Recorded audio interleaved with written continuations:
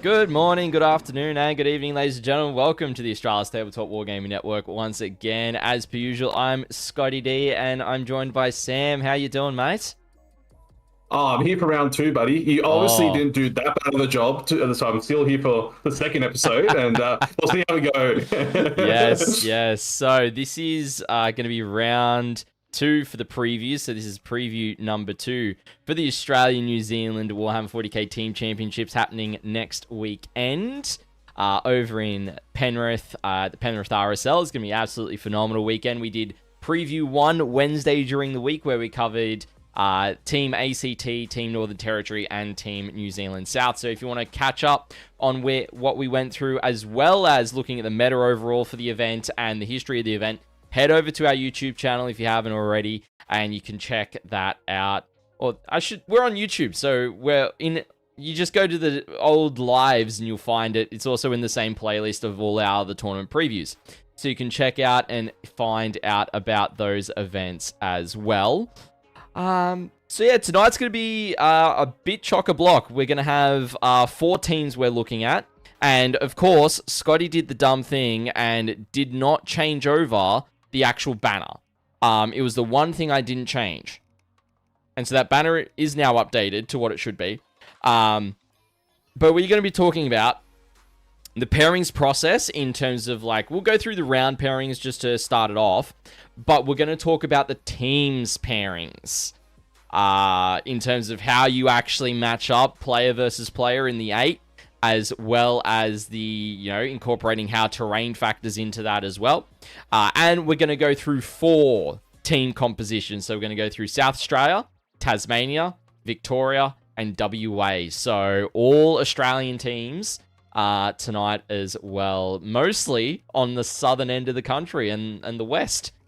So it's gonna be really cool. I'm looking forward to it, Sam. How about yourself?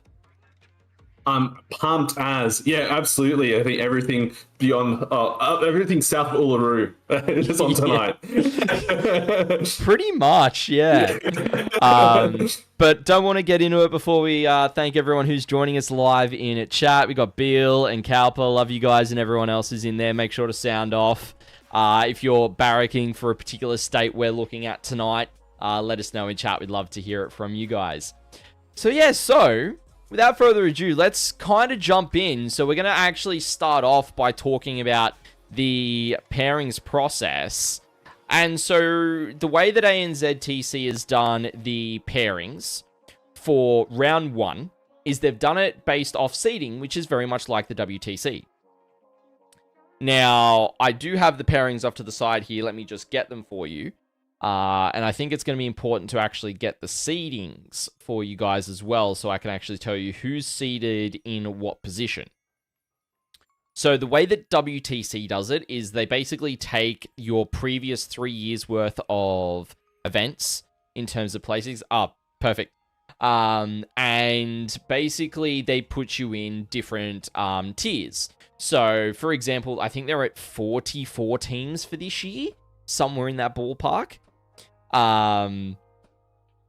So it's going to be a case of, it's not going to be like the tier system like WTC for ANZTC. However, it is going to be seeded based off the previous 3 years like WTC is, which I think is a smart way of doing it. So the way the seeding's going, I'm going to go from 10th to 1st. So we're going to slow roll this, and Authorial, welcome in. Not going to show you badly handwritten maths on it, but you did a great job figuring that out as well. So in 10th seed is Northern Territory. In 9th seed is Tasmania. In 8th seed is New Zealand South. In 7th seed is South Australia. In 6th is ACT. WA is in 5th. In 4th, we've got New Zealand North. In 3rd, we have New South Wales. In 2nd, we've got Victoria. And in 1st, we have got Queensland. So that is how they rank in terms of the seedings. Now, the seedings do impact the pairings, but we are not going to talk about the pairings until our 3rd and last preview, which is Wednesday next week. So we're gonna chat about those because I've worked up some comparisons between the team pairings that we're going to discuss a little bit in terms of what meta each of the teams has brought and kind of see how they stack up against one another. Now, when it comes to the actual pairings, Sam, with you having experience at the WTC and also having a bit more teams experience and actually playing it compared to myself, I would love you to run us through this, brother. Yeah, sure thing. So the pairings process, for anyone who isn't aware, is a cluster, to say the least, for people who are seeing this for the first time and say, what the hell is going on? These people look like they're playing a trading card game rather than Warhammer 40,000. But I swear to you, that's part of the process, and there's a very legitimate reason. And some would argue probably one of the most important decisions that happens to a team's event is this pairings process. And what it is instead of obviously in a singles event where BCP and the random algorithm gods determine who you're playing against, obviously with a bit of Swiss pairing along the side. In a teams format, you have to decide which army is first thing, which army from the opponent's side. So, and what we go through is a pairings process. And as Scott has got on screen right now, is sort of the steps that are outlined as you do it. So what happens first is obviously each team has their 8. Basically, from the get-go, you'll put a card down as what they call a first defender, and the opponent team will put a defender card down as well. And you'll reveal them at the same time, so it's no secret information. And then you flip them over, and then you'll see. So, for example, say Scott's team has put down Deathwatch, and I'll put down my favorite Tyranids. And what will happen is Scott's team, my team will say, I'm playing Deathwatch. Look, let's put some Chaos Space Marines and Orcs into it because I think those are favorable matchups for me. And even with Scott having the table pick, which is like obviously one of the things that a defender has, we think we've got a good favorable matchup for them, and maybe with our players feel good into it. Then on the flip side, Scott's like, Tyranids, easy as. I'm going to put Tau Empire and Leagues of Votan because I feel that they've got great matchups into them. And what will happen is we reveal them at the same time, similar to the Defender. And each team will look at these 2 cards essentially and go, oh, okay, of these Leagues of Votan and Tau so I choose as the Tyranids player. I look at Leagues of Votan and Tau. It's like, oh, I don't love this Tau matchup. It's horrible for me. But Votan on my table pick, I can play pretty okay. And then overall, it looks favorable in a matrix. So we could spend hours episodes talking about the pairings process and optimal strategy and comp. But essentially, what happens is you go through this process and you rinse and repeat, and you remove all 8 lists and 8 players, match up against your opponents across a variety of tables. So in a WTC format, there are 8 table types, similar to how Games Workshop have their different layouts. They have like 1 and 2 are typically known as heavy layouts, where they have more 3-story ruins. And then tables 7 and 8 have less high ruins, typically determined light tables. So in 10th edition, they're not as light as they used to be. In previous editions, and maybe in 11th edition, when it comes around, you'll see quite a distinction in the tables and the processes. And then, tables 3 through 6 are typically called medium tables and a bit dense, but a bit more fair. So, it's a cool process. I love it as someone who's look at an Excel freak, and I absolutely love the pairings process and the game in the game. It's really interesting, and I think it sets your team up for the best chance of performing at the event and doing some of the prep and the work behind the scenes to understand, okay, Scott knows Deathwatch into CSM. I feel very favored, and I can get a good score of this on this table, and I know the matchup and how it plays out can really influence things. And that's what makes the team, other than obviously the social environment and catching with friends and teams and doing things, the teams format in a way allows you to, it's just another wrinkle in the whole game. And what we were discussing previously about how this can be tailored for certain things, this is a great evolution that allows you to do so in the pairings process, where in the singles environment, well, I can't play Necrons, just full stop. Well, I can build a list where I don't have to worry about Necrons. I know with absolute certainty, no matter what, I can always avoid Necrons to an extent. Yep. So, yeah. Yeah, so to delve into the terrain a little bit, funnily enough, I've been painting up 2 3-story ruins today as well to finish having a full set to be able to do fully painted HEWN WTC ruins for light, medium, or heavy. And we're going to be good for that. But basically, the 3 terrain types that you have that WTC uses is your 3-story ruins. So on your heavy tables, you've got 6 of them. On your medium tables, you've got 4. And on your light tables, you've got 2. In terms of the other form of ruins, they're your medium ruins, which are single story. Sorry, not single story, 2 stories. So ground and, first floor, basically. Yep. And so these ones are your smaller ruins. And so on a heavy table, I believe you've either got 2 or 4. I think there's maybe... Yeah, it's roughly about 10 to 12 terrain pieces. I couldn't even tell you, sorry, off the top of my head. It used to be a lot more clear. Yeah, I'm going to do something really quick. I've actually got the mission pack sitting up here, so I can actually visually tell you. So if I find the heavy maps... so the heavies will have 4 of the 2 stories. The mediums will have 6, and the lights should have 8. Yep. And then when you're on so you've got the 2 3 stories and the 6 on a light. But on a heavy, you've got 6 and 4 the other way. So the other piece of the terrain they've got is containers, so shipping containers, basically. They stack them too high, and basically they can be 2 sets of 2 put together. They can be separated, so you can have anywhere between 4 and 8 crates on a table, depending on the layout. Most notably, it's common that it's only the 4, so you've got 2 individual stacks of 2. And that's really the terrain that they use on those layouts. And as Sam said, you've got 2 heavy, you've got 4 mediums, and you've got 2 light.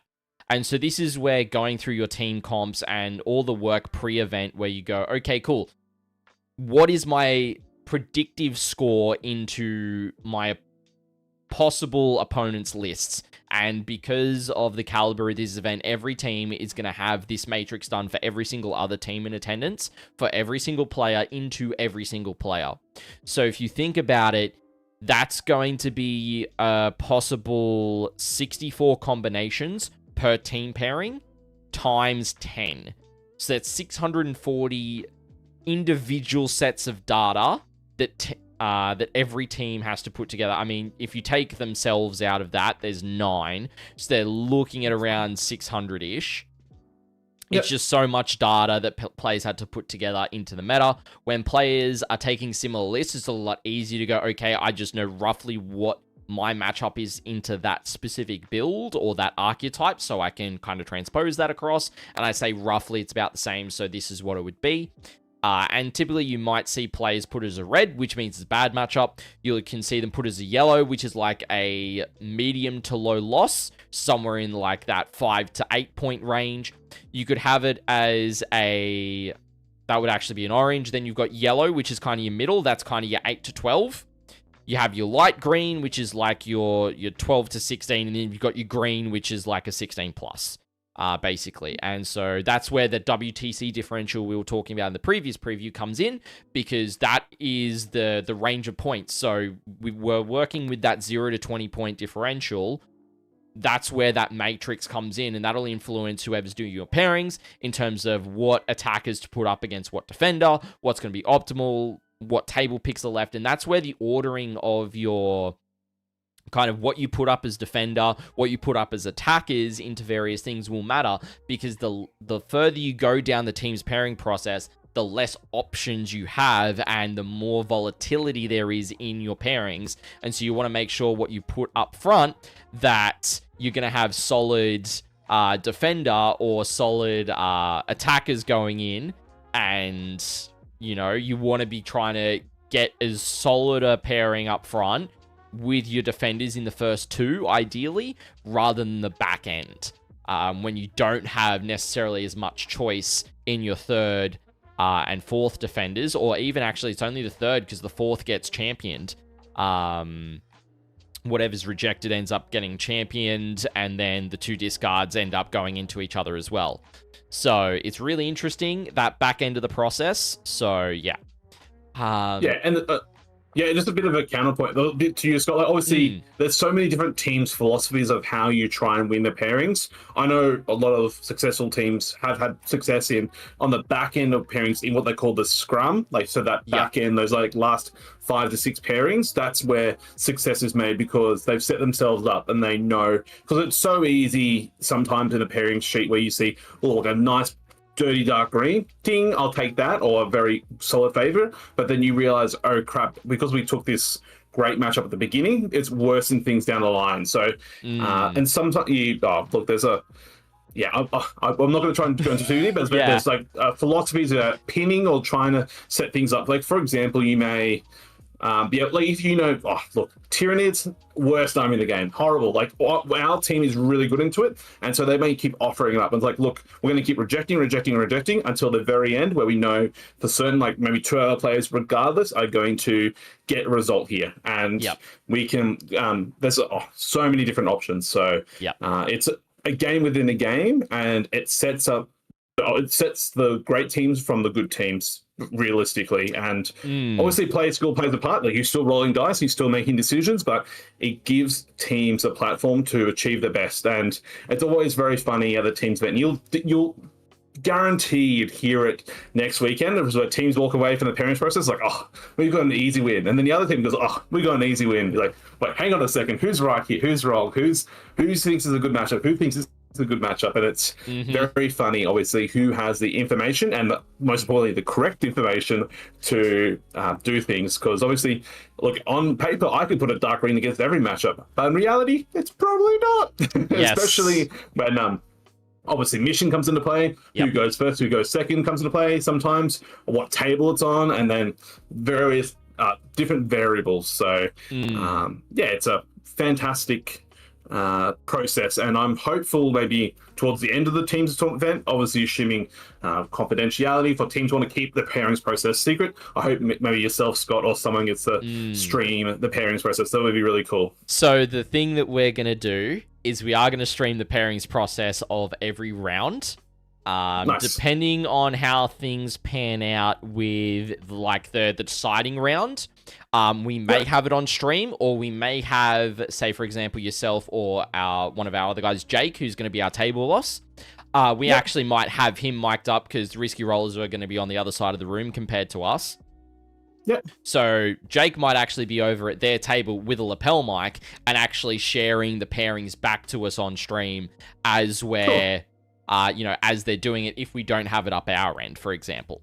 So at least we're going to have 4 rounds of pairings. Now, we mightn't mic up the captains just for ease. We may have Jake just, mic you guys up and jump on. So that way, it's not going to disrupt the captains too much. They're going to throw out the cards. We'll hear the commentary come in and such as well. Jordo, Matt is going to be on commentary with us for round 1 and round 5. So he's going to be on there for that 6 hours that you're wanting, 3 on each day. But yeah, so I think the best word to describe the pairings process, Em, would be nuanced. There's a lot of nuance in it. There's a lot of details. There's a lot of strategy that can go into it. And so, there's lots of different philosophies out there. I think the Stat Check guys actually have a dedicated group of guys that do like content on their channel. I think it might be Take All Comers. Into the Matrix. Into the Matrix, that's it. That actually just looks at teams pairings, pairing philosophies, all of that. And so if you want to see more content for that, I definitely suggest checking out Into the Matrix to, get your head around more team stuff. Because I think they've got guys like Liam VSL. And Nassim and Brian Stipe. Yep. And so... Yeah, and obviously in the...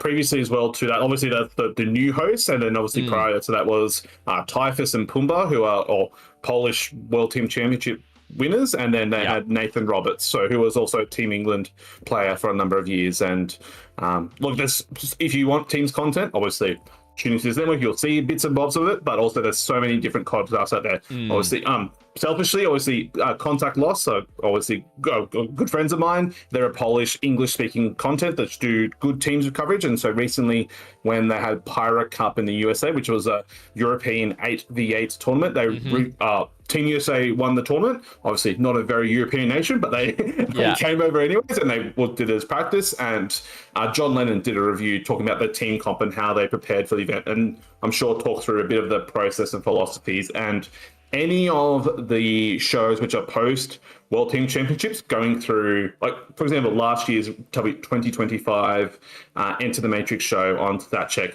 they did round v round, and they showed the pairings process and the philosophy and talked about where mistakes were made. So, but not to derail from the conversation, if people want that content, you can go out there to your heart's content in between, obviously, doing your Art of Wars singles, list reviews, or whatever else makes you happy.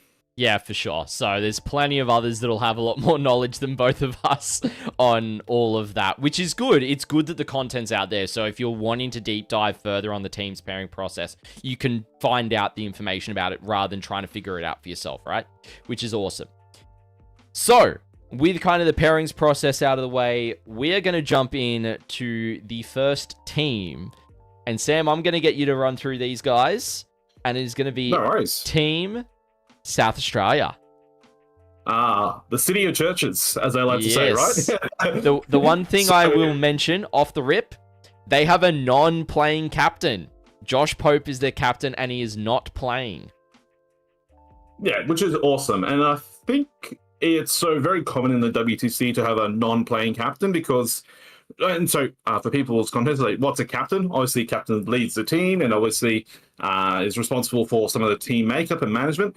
But having a non-playing captain is what we thought with Team Australia last year was critical because it allowed Dean, who was captain for last year's campaign, to talk to the referees and help communicate with the players as best we can and understand where things are and lead the charge. So having Josh Pope being obviously a non-playing captain, he can talk to the TOs and the judges and get updates from the various players during the game within reason and within the rules, and make sure that he sends the right information to the right players at the right time. So, I'm sure you'll see it on stream over the weekend, how important coaches are, and then also how a captain is. And it's one less thing to worry about, and diversifying the roles and responsibilities, because playing 5 rounds of Warhammer in a team's environment, and especially the ANZTC, can be stressful, and having to captain on top of that for some can definitely be quite challenging. So,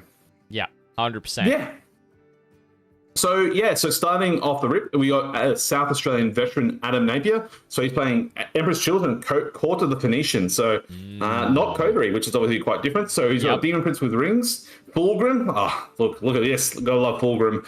3 Lord Exaltants, a Lord Cacophonist, 3 lots of 5 Intractors, 2 lots of 5 Tormentors, 2 Rhinos, a Defiler, and then 2 lots of 6 Noise Marines. So yes, he's running a Defiler. Yes, he's running Fulgrim. And this is a pretty interesting list. So when I was doing some research this morning, I was trying to what is Court of the Phoenician? And it's the extra strength and extra AP when you charge. And then Fulgrim gets... there's a couple spicy little things where Fulgrim gets discounts on for 2 stratagems. One being the walk through wall stratagem, so he can just run through walls and do what he needs to. And then in addition, it's full rolls to hit and full rolls to wound, which instead of 2 CP can become 1 CP. Yes, discounts. I was trying to remember what edition of CP discounting we are in. So yeah, it's pretty cool. And I think Adam's taken a unique spin on this. The EC archetype, and obviously got a cute Defiler there, so he will play some melee pressure and do some great things. And I'm looking forward to seeing his Fulgrim on the table, and we're gonna love seeing Fulgrim on the table. And I think maybe Adam just wants to have 2 160mm bases on the table. I mean, it's the detachment for it, right? Even though the Defiler can move through walls innately, having 2 of them and one of them being Fulgrim in this detachment, being able to just walk through walls for free, basically, for being, 1 CP reduced, is huge for him. It actually makes Fulgrim viable on the table. So it's definitely a really solid build. You got the staples in there, the Lord Exaltants with the Infractors going in there, the Torments that'll infiltrate. The anti-tank shooting of the Defiler is pivotal. because it's basically outside of Mauler Fiends what EC have to deal with heavy armored stuff now, which is great that they've actually got that option for long-range anti-tank firepower. But outside of that, it's got the staple stuff, so not too much to add. Yeah, it's very cool. So I'm excited to see how it plays out over the weekend. And Adam's a veteran of the 40K scene. He's been around for a while, so I'm sure he'll do some great results. Next, we got Evan Wolfendale on Adeptus Custodes Talons of the Emperor. And yes, it's the list. 2 lots of 5 Custodian Guard, 4 lots of 4 Custodian Guard, 2 lots of 4 Prosecutors, 3 Land Raiders, 2 lots of 4 Witch Seekers, and then 2 Inquisitors. So no Draxus, notably. So that's a bit interesting. Obviously, that's normally quite a staple, but I think Evan's gone for an extra Custodian Guard in there and some extra chaff, so which I don't hate. I do like my mission pieces and having a bit of redundancy there. So yeah, I agree. I don't mind having the 4 units of Sisters. We've seen some of the other Talons lists take Rhinos as well instead of some of the other pieces. So having those extra Sisters units means that you're able to target 2 units with your strats a lot more. Of course, there are some that you can just target 1 unit and it's golden. Again, you're right. It's deviating away from Folger's list, but it's a minor deviation. It's still going to work basically the same way. Yeah, exactly. So, is a minor tweak on the concept. So, next one on the list is Jono Bishop. So, another veteran of the South Australian scene. He's playing Tau Empire Montcar. So Jono, as long as I've known him, has played Tau, and that trend that seems to continue. So he's got an Ethereal, a Kroot Warshaper, the Twin Lance, Devilfish, Ghost Keel, Hammerhead, 10 Kroot Carnivores, 2 lots of 5 Kroot Hounds, 3 lots of 10 Pathfinders, the ye old Triptide, 2 lots of 5 Stealth Suits, and 5 Vespid. So pretty cool list. Like I'm of the Moncar list, if Sam was to play Tau, which I'm not planning on anytime soon, but if I was to play Tau and how I like to do things, it's a very balanced list, and I really like the Kroot aspect to it. It just allows so much mission play and be able to have a lot of redundancy there. Obviously, you still got the damage in the Twin Lance and the Triptides and the Ghost of the Hammerhead. Obviously, that thing goes kaboom, and you got so much mission play here, which I love. So I really like Jono's list. Yeah, I agree. It's a really well-rounded list. It's got a lot of your guiding units as well, because you got the 2 stealth suits in there. You got the Ghost Kill, as well as then the 3 units of Pathfinders. I think you're right. It's got a lot of mission play. I wouldn't be surprised if the Vespid are always in reserves and they just deep strike on for something like Engage or behind enemy lines, just to be this cheeky 5 model unit to just pick out a corner and go do something. Or maybe they get into a piece of terrain on deep strike and they go and do sabotage, where your opponent's got a really tough avenue to get to them to try and stop that. And that's in your opponent's deployment zone, so you're getting 6 points. They're not overly expensive for a unit, and they're really good for Tau, and they fill a slot that they didn't really have before the re-release of them as well, because they were not in the Codex. So having them in there, then the Triptides, they're just going to do a ton of damage. Same with the Hammerhead. I do like having the Hammerhead in addition to the Riptides, because it means it threatens things like Knights, Primarchs, anything that the Land Raiders, funnily enough, Custodes Land Raiders, it threatens them a lot better, because the Riptides are strength 10, the Hammerhead's ridiculous. I think it's strength 18 to 20, somewhere in that ballpark. So it's it's going to guarantee some kills into the tougher stuff that you may need. Yeah, absolutely. And obviously, Montcar, he'll be assault. There's assault army 1 for the first 3 battle rounds, and he'll be putting pressure on and scoring points. So really like this list. Obviously, less damage by comparison to the other ANZTC list, but I'm sure in the SA comp and lineup, they've done that for a reason. So so I see Jono play over the weekend. Next, we got Marcus Butler on CSM Hurons Marauders. So pretty stereotypical list. Also got Cypher, 2 lots of ACDC bricks, Fabius Bile, Huron, 10 Cultists, 2 Rhinos, 3 Bikers, squad of 10 and squad of 5 chosen, Masters of the Maelstrom, 10 possessed, then a unique spin, 5 Red Corsair Raiders. So obviously not just Huron and his Masters of the Maelstrom joining from the Red Corsairs, it's the Red Corsair Raiders as well as made it into the lineup. So they're kind of cool, like little 3-wound infiltrating guys. So pretty cool. I mean, it's a pretty stereotypical list with a little spin. Like, I think we've seen every team sort of take a unique spin in the sense of maybe some more chosen or add in Warp Talons or Nemesis Claw for ANZTC, ACT team. So, yeah. Yeah, I think it's pretty straightforward, like what we've seen with the others. The addition of the bikes and the Red Corsairs does add some dynamism to the list because those bikes are probably going to strat reserve. Unless the mission allows them to get up a flank into the opponent's side of the field really quickly, like on Crucible, for example, or on Search. Outside of that, Hammer and Anvil tipping point is probably going to be strat reserve, in my opinion, for them to, again, do the same thing we were talking about with Vespid, to do secondaries. They're a pretty cheap unit to do that. The other thing that's actually notable with the Red Corsairs, they're actually pretty high OC. I'm going to double check what OC they are. But they're 2 base, but then obviously with Huron you can make an additional OC. And then on the back of the bike, Scott, like they're just such an early. They're 75 points for 3 models. From last time I remember. It's just it's a trading unit, right? You just put them out there on an objective. And it's like, what are you going to do to try and counter it? Because obviously people not 5 assault intercessors are unlikely to kill 3 bikes if. In my opinion, or what I think what math would say average, I don't think it's likely. And then trading that for, and then here comes ACDC or whatever. So, but maybe Marcus is a different way to play him. Yeah, quite possibly. Like, Red Corsairs 2 OC, so being able to infiltrate a 10 OC unit that's 15 wounds onto an objective, like, really safe. So that's good. So yeah, it's just a solid list like what we've seen with the others. Yeah, absolutely. Something which we haven't seen before is Salamanders. So Matthew Linden's running Salamanders, Forgefather Seekers. So what you're pretty typical within the Salamander section, but atypical for the ANZTC, what we've seen recently. So he's got Adrax Agatone, a Jump Pack Captain, a Librarian, a Phobos Lieutenant, Vulcan, 5 Intercessors, 2 Impulsors, 2 lots of 5 JPIs, 2 Ballistus Dreads, 10 5/5 Infernus Marines. I'll talk about why he's probably got those. ATV, let's go a little Mario Kart action going on. A Repulsor, 5 Scouts, and then 5 Vanguard Veterans before the 11th edition release, which sends them into the sun. Yeah, and those Vanguard Veterans have got hand flamers. Very spicy. Oh, look, he's gone full flamer mode all the time. Yeah. And Forgefather Seekers is quite cool. So all the Infernus Marines will be able to advance an action, and they can action and shoot at the same time. And it's still also Firestorm, so you can still get Assault and you still get the +1 strength. So pretty cool list. Yeah, it is really interesting.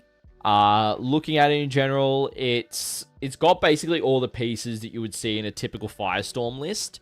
Taking it as Forgefather Seekers does give the benefit to the Infernus Marines. Only having... So you've got a Repulsor in there and 2 Impulsors. You're probably putting the unit of 10 in the Repulsor and 2 units of 5 in the Impulsors is basically the read on that. You've got the JPI for early trading. You've got Vanguard Vets that can go in and just nuke something with a bunch of Flamers for, pretty cheap. The ATV is also an early game action piece as well. If you needed something fast to go and do area denial or establish locus, like you can send it up. That's not too hard. Ballistas, the Ballistas are really interesting. They're increased to 150 points, which is they're like 140, 150 in that ballpark, and they're semi-reliable because they don't need oaths as long as the target's not below half strength. But the thing is that in practice, what I've typically seen is like the Ballistas, you need to put 2 into a single target to guarantee the kill. If you don't, then you're kind of like risking that you don't actually kill what you're hunting for with them. So, again, it's a decent take. Whether if he pairs them together or he separates them, that's going to be the real tell on the battlefield, in my opinion. Well, that's Scott. That's why he's got all these flamethrowers. Okay, they automatically hit. He just has to roll the win roll. So Yeah. less variance there. That's why he's got it. But the blisters, he had to roll some hit rolls along the way. Yeah. The other thing as well, these guys do get +1 to wound against the Oath target, so you could really bump up the flamers from the Infernus Marines. They could, they could go up to strength 5, strength 6. Then you're also +1 to wound against the Oath target, even though you don't need the rerolls. There's a lot of stuff in this list that actually does not need rerolls. So it just really is going to depend on where you want that +1 to wound more often than the rerolls to hit. Yeah, absolutely. So it'd be cool to see on the list. Cool to see over the weekend. And look, I'm sure Alex the Greek and Glasos will definitely be paying attention, as he loves these sallies and anything that burns. Yeah, he does. So he does. Cool. Next one is Michael Wood, and he's playing Chaos Demons with Scintillating Legion. So the birds are not dead. So he's got Kairos, 2 Lords of Change, 10 Blue Horrors, 2 lots of 10 Pink Horrors, 10 Plague Bearers, 3 lots of Flamers, 1 lot of 6, then 2 lots of 3, and then 6, 3, 3 with his Screamers. So obviously quite a Tzeentch-themed list, in with only the Plague Bearers being the only thing non-Tzeentch-themed, and it's cool. It's a cool list. I mean, man, 2 lots of 10 Pink Horrors are... Scott, I'm sure you've played 40k for a while. Pink Horrors have always been a menace sometimes to deal with, and like the splitting and whatnot. They haven't been as dominant during 10th edition, but they've had their moments of time. So I'm curious to see how Michael plays this. He's got a lot more action pieces and dynamism compared to, I guess, the traditional Scintillating Legion list, and keen to see him play. Yeah, so the Plague Bearers have sticky objectives. That's probably the key piece to take away from that, why they're in there, which is fair. So you stick your home, and you basically then use that unit to just screen out your backfield. The actual unit that I have a lot more problem with, and I'm surprised he probably hasn't taken more of them, because 1, he might lack the models, but 2, it's also a points thing, is the Blue Horrors, because Blue Horrors infiltrate, and they also split. Yeah, he's got one squad of 10, Scott. I mean, you can only have so many horrors. But 100%. Yeah, and he'll definitely have some. He'll have some blues with him, because as the pink split into blues and the blues split into the brims, and then look, that man might have 100 demon models, but ready for him just in case. So yeah, so chewing through those units is surprisingly tough, because you've got to get through the entire unit, and then if they split, then you got to get through the unit again. So it actually is a lot of anti-infantry shooting that you need to pop into them, whilst you're then also having to deal with the 3 birds. The 2 Lords of Change and Kairos.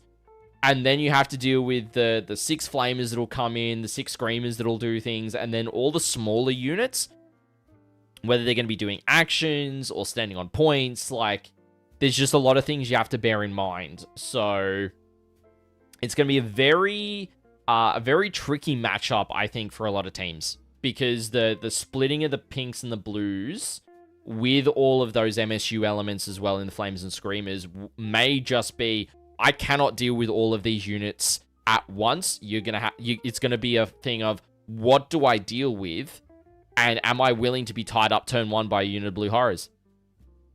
Yeah, absolutely. And so it'll be cool to see how it plays out. Yeah. Next on the list is got Sam Young. He's playing Adeptus Sororitas Champions of Faith. So he's got 3 Hospitalers. What? That leads to 3 lots of 10 Celestian Sacrosancts. Junith, Minister and Priest, a nice little cool tech piece. Morven Val and her Paragon Warsuits. An Immolator, Rhino, 2 lots of 3 Arco Flagellants, 10 Dominions, which all have Melter Guns from memory, and then 3 lots of 5 Retributor Squads with Multi-Melters, and then a lot of 9 Sanctifiers, so the new Kill Team unit. Oh, so not so new Kill Team unit now, but the recent Kill Team unit. So pretty standard Champions of Faith list. Hasn't gone for the 2 lots of 3 Paragon Warsuits, which I think we saw previously, but has gone for the stock standards sort of stuff, and then has taken the 3 lots of 5 Rets, despite their points hike, and still got the Sacrosanct bricks, and has a lot of play here. So, and I like the Minister and Priest. It's a cute little tech piece which can attach to the Sanctifiers to be a bit more punchy, or it can be just a little dude that goes out and dies for the Emperor. Yeah, it's a turn 1 throw out that you could just go, here's a guy who's going to stand on an objective and just be like, Sup. Basically, as we were talking about, very similar to the, I think it may have been the 3 bikers from Marcus's list with the Hurons Marauders. Very similar idea. It's, stock standard Champs of Faith with the Celestian Sacrosanct bricks. Val with the Paragon Warsuit brick is just auto take always. The one thing that I find interesting is the 2 lots of 3 Arcos, the Sanctifiers, and I actually think there's a lack here of a second Rhino. I actually think you would have benefited from having a second Rhino, because you're going to be probably putting 5 Dominions into an Immolator and using that to split the unit. So then you got 5, the other 5 Dominions sitting on your home. At the same time, it means that one of your units of 5 Retributors is foot slogging. And sure, on WTC, you can get away with it. I think this list wants a denser medium, if not a heavy table. I don't think this list wants to be on a lighter medium to a light table at all, with that in mind. Yeah, I mean, they're sisters' bodies, right? You generally don't want a light table. And even though the Sacrosancts are tough, they're not indestructible by any stretch of the imagination. So I'm sure Sam has practiced the matchup and understands what he needs to do. So, and he'll do great, I'm sure.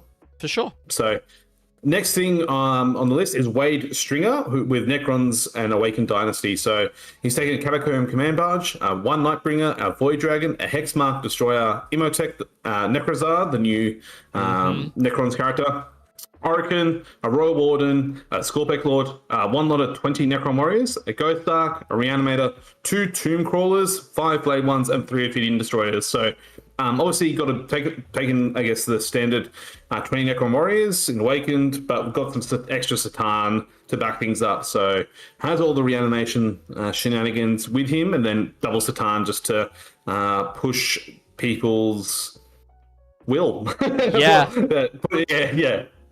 Yeah, I mean, Nightbringer is probably the toughest one at the moment. The Void Dragon is interesting. You can either go with the Void Dragon or the Deceiver.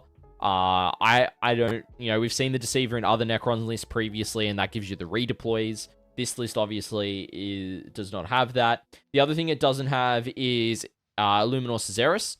So the main thought, so what each of these key pieces do to break it down. Catacomb Command Barge gives you additional OC on the Warrior Brick. Orokin gives them a 4-up invulnerable save. The Royal Warden gives them fall back and shoot. So they are very hard to be pinned down. The Ghost Ark is probably going to have Imhotep starting in it, so it doesn't blow up on the start of the game, and then he's going to jump out. Because the Ghost Ark gives you another instance of reanimation. The Reanimator gives you an additional D3 when you activate reanimation protocols on the units, when you're within 3 inches. So it's very much like you've got to try and kill through this entire brick.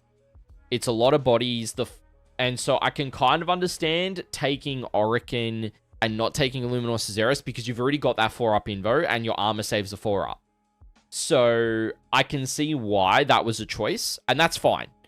If he was running the 2 bricks, 100% you would probably end up seeing Luminor Caesaris in this list with the Technomancer and more guys. So you got the Feel No Pain and the AP reduction on that brick instead of then the Invol brick.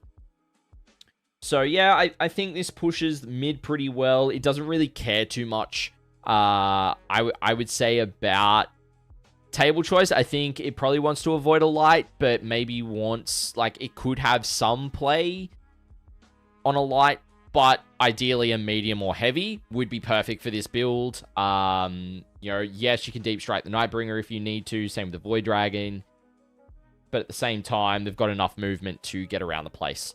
So they can definitely pressure. You've got the Flayed Ones to do some infiltrate if you want to do some screening, you want to protect your natural expansion, you've got that.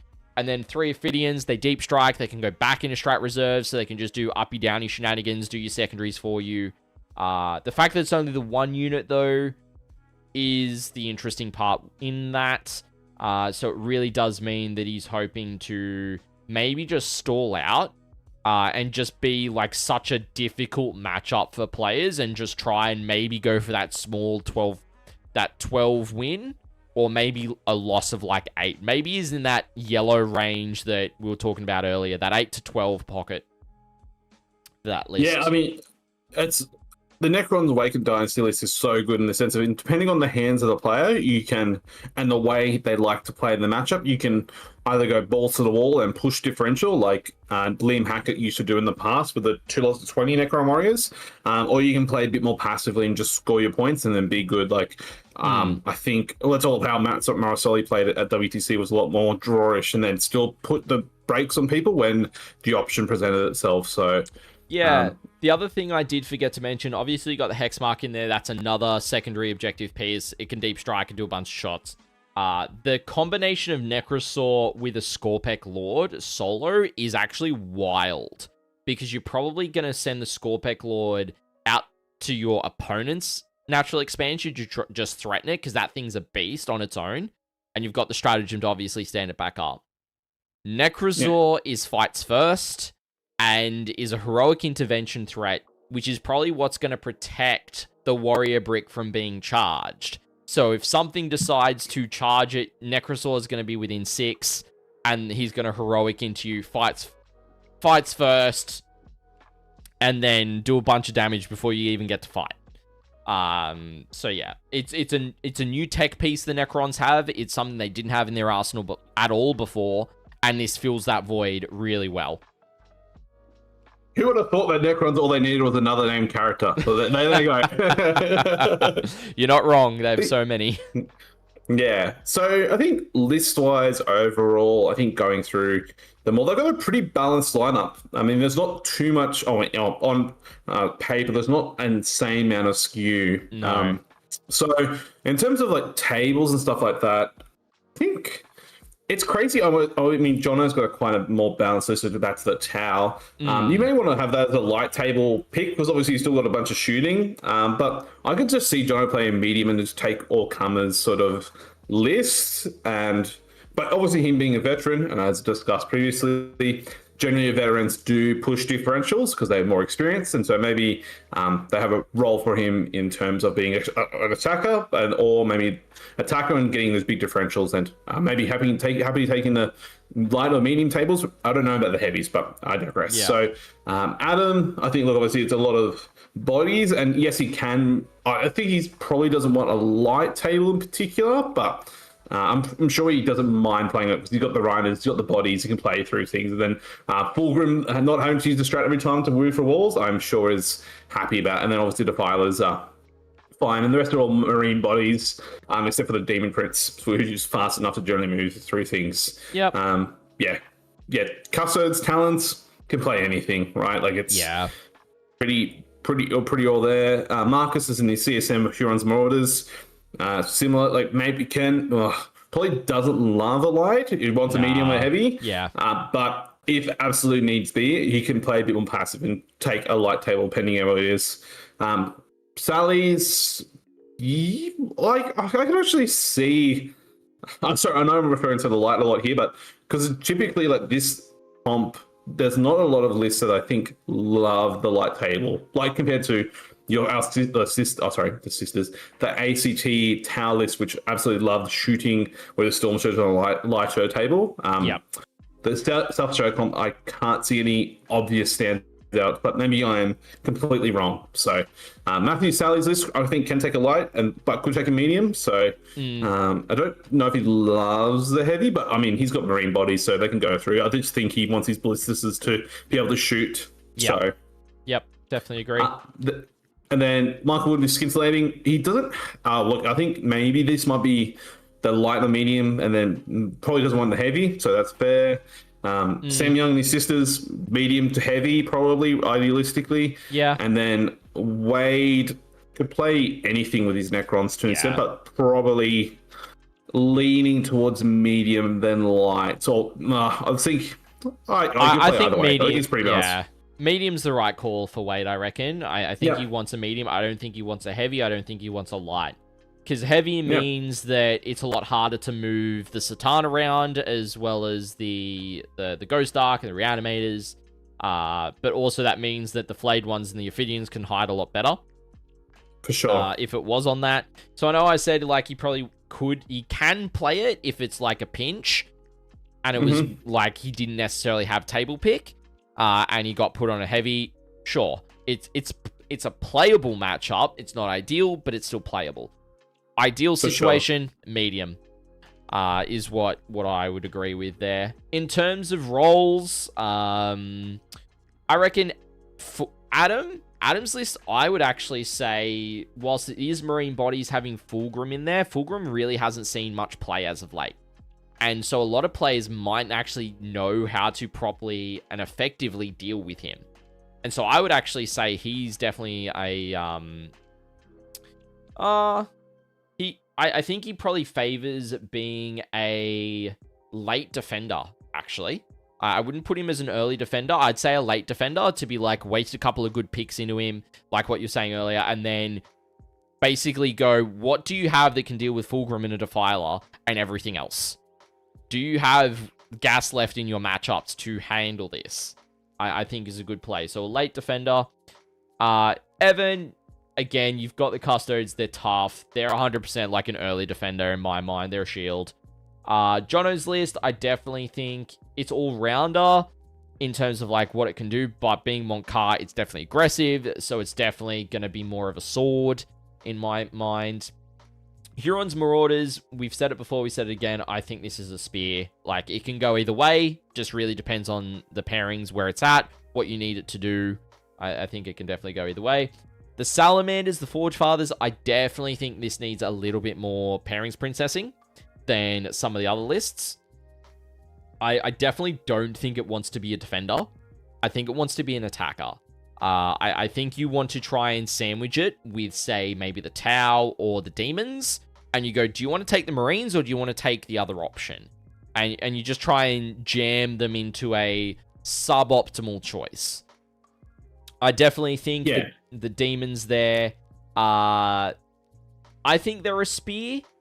Personally, they can go either way just because of, the pinks just splitting and splitting and splitting. So they could defend and just go, cool, here's the Demons. Do you want to throw something at it? Do you want, like what you're saying earlier, do you want that green up front when I've still got everything else? I definitely reckon the Sisters are going to be a shield. 100%. Not many armies can deal with that 1+ D3. Having actually played against it last night in an actual physical game, I can tell you they are tough to deal with if you do not kill them outright. They will just come back on you turn after turn. Then the Necrons, definitely a spear. It can go either attack or defender, what you need. It's got the tools to attack and hold, but it's also got the ability to get the matchup choice and then table pick for what you want to do. So, pretty solid comp overall, I would say. Yeah, for sure. So I know South Australia, will happily admit they had a disappointing campaign last year, and I'm sure they've learned some lessons from that. I'm sure they'll do better this year, and I'm wishing all the best. Yep, 100%. 100%. All right. Next up, we are going to go into a bit further south than South Australia. We are going to Tasmania. So we're going to be looking at Tasmania here. So first up, we've got Captain Tyler Walsh, who is running Necron's Awakened Dynasty. He's got the Deceiver, the Nightbringer, the Catacomb Command Barge, the Illuminor Caesaris, Necrosaur, Orokin, Royal Warden, a Scorpec Lord, 20 Warriors, a Reanimator, 2 Tomb Crawlers, 2 units of 5 Flayed Ones, the Ghost Ark, and 3 Ophidians. I can see we've got some Taz guys in chat. Adam, welcome in. Good to see you. As well as Authorial as well. It's always good to have some of you guys in chat joining us. Yeah, absolutely. Yeah. So you go, Scott? Yeah, I was just going to say this list, very similar to the one from South Australia with a couple of pivots. Obviously, it's got the Deceiver instead of the Void Dragon. It's got Illuminor Caesaris in there, whilst also having Orokin and the Scorpec Destroyer Lord and the Royal Warden. It's got the single Bricker 20 Warriors with the Reanimator. So, yeah, I've seen Tyler play. I've actually streamed 2 of his games from Uprising. Last year, I believe it was. Great guy. He is a wonderful guy to have as a captain. So really good to see him up there repping Taz at that level. I reckon this is just a solid list. It adds in the AP reduction as well. And I think there's some thought behind that I kind of missed in the previous one. If the Warriors are in cover, with a 4-up save, they go to a 3-up. So if you've got AP reduction, it means they're saving on 3s still instead of then 4s. So that's kind of the synergy you've got with Illuminor Caesaris with the single 20-man.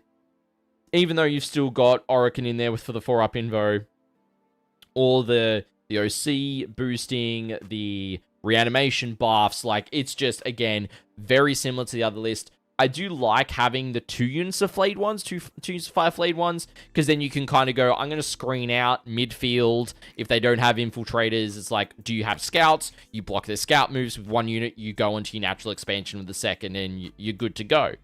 It means you don't necessarily have to defend that as heavily, because typically your natural expansion, depending on table pick, can be quite well covered. But yeah, that's Tyler's list. Thoughts, Sam? Yeah, it's a great list and great guy as well. I've had the pleasure of playing against Tyler as well. So, and I'll say that for all the South Australian South Australian. My gosh, South Australian guys are lovely as well, but the Tasmanian people are some of the best. So, yeah, I'm looking very much forward to catching up with them. And yeah, as you said, it's a very much a replication of the South Australian list, but taking a bit more, obviously, the Seaver instead of the Void Dragon, and then has included Illuminor Caesaris there. So, Tyler's played Necrons for a little while now, if I remember correctly, and I'm sure he'll do great. Yep, 100%. All right, next up, we've got Adam Douglas, who is running Thousand Suns Rubric A Phalanx. So he's got Araman, Demon Prince, 3 Terminator Sorcerers, 3 units of 10 Scarab Occult Terminators, 2 units of 2 Sekitar Robots, 3 Zangor Enlightened, and 2 units of 10 Zangors.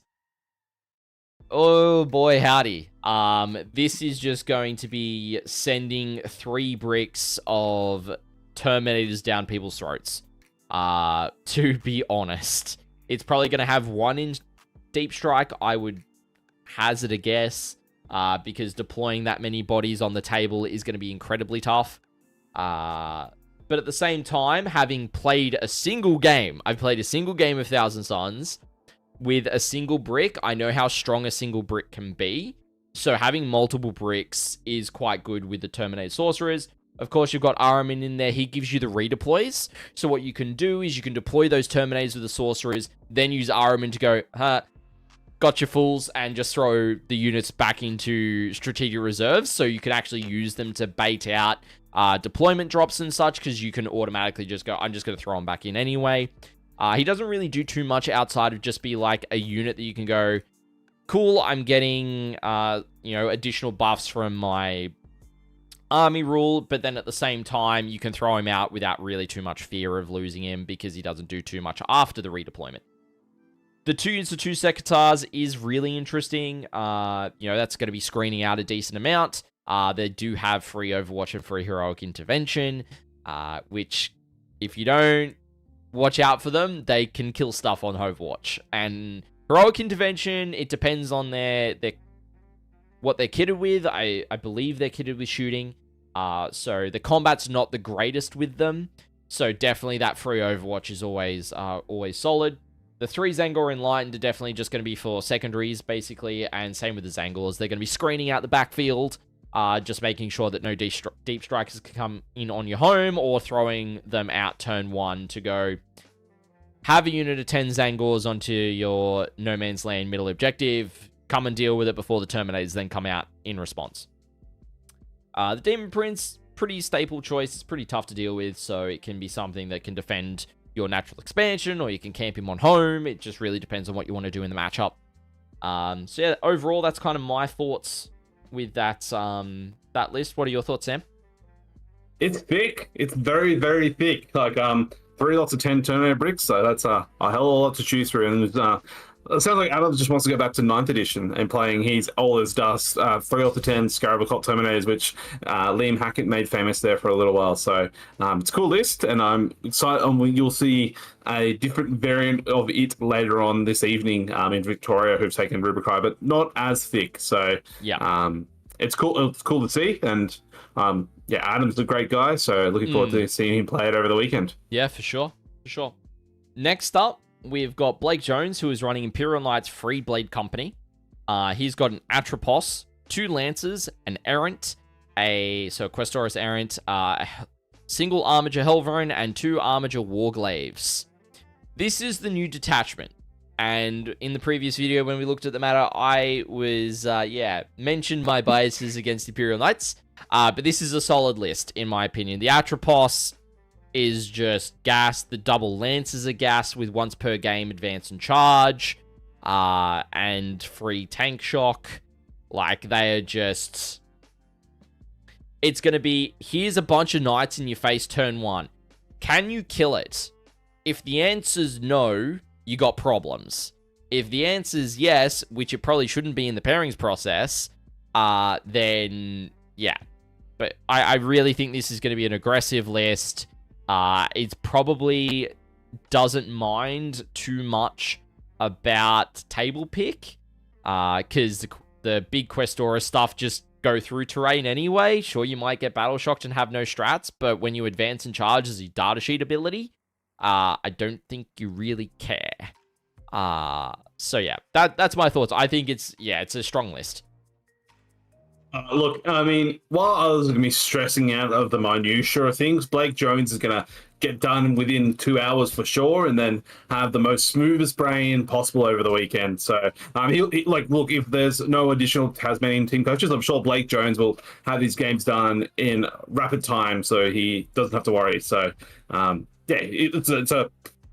it's rude to say a fairly straightforward list, but it is fairly straightforward. And there was the Custodes player who stole his beloved agents, in which Blake makes it well known within the team's list name. So it's a straightforward list. And look, even though people have started to they have teched and to learn to try and beat double knights or big Imperial Knights. Look, so not 4-ups are 4-ups. Every Custode player can tell you 4-ups are 4-ups, and anyone who's played Custodes can tell you it's 4-ups are 4-ups. So, look, it'll be cool to see, and Blake's I'm sure is going to have a wonderful weekend.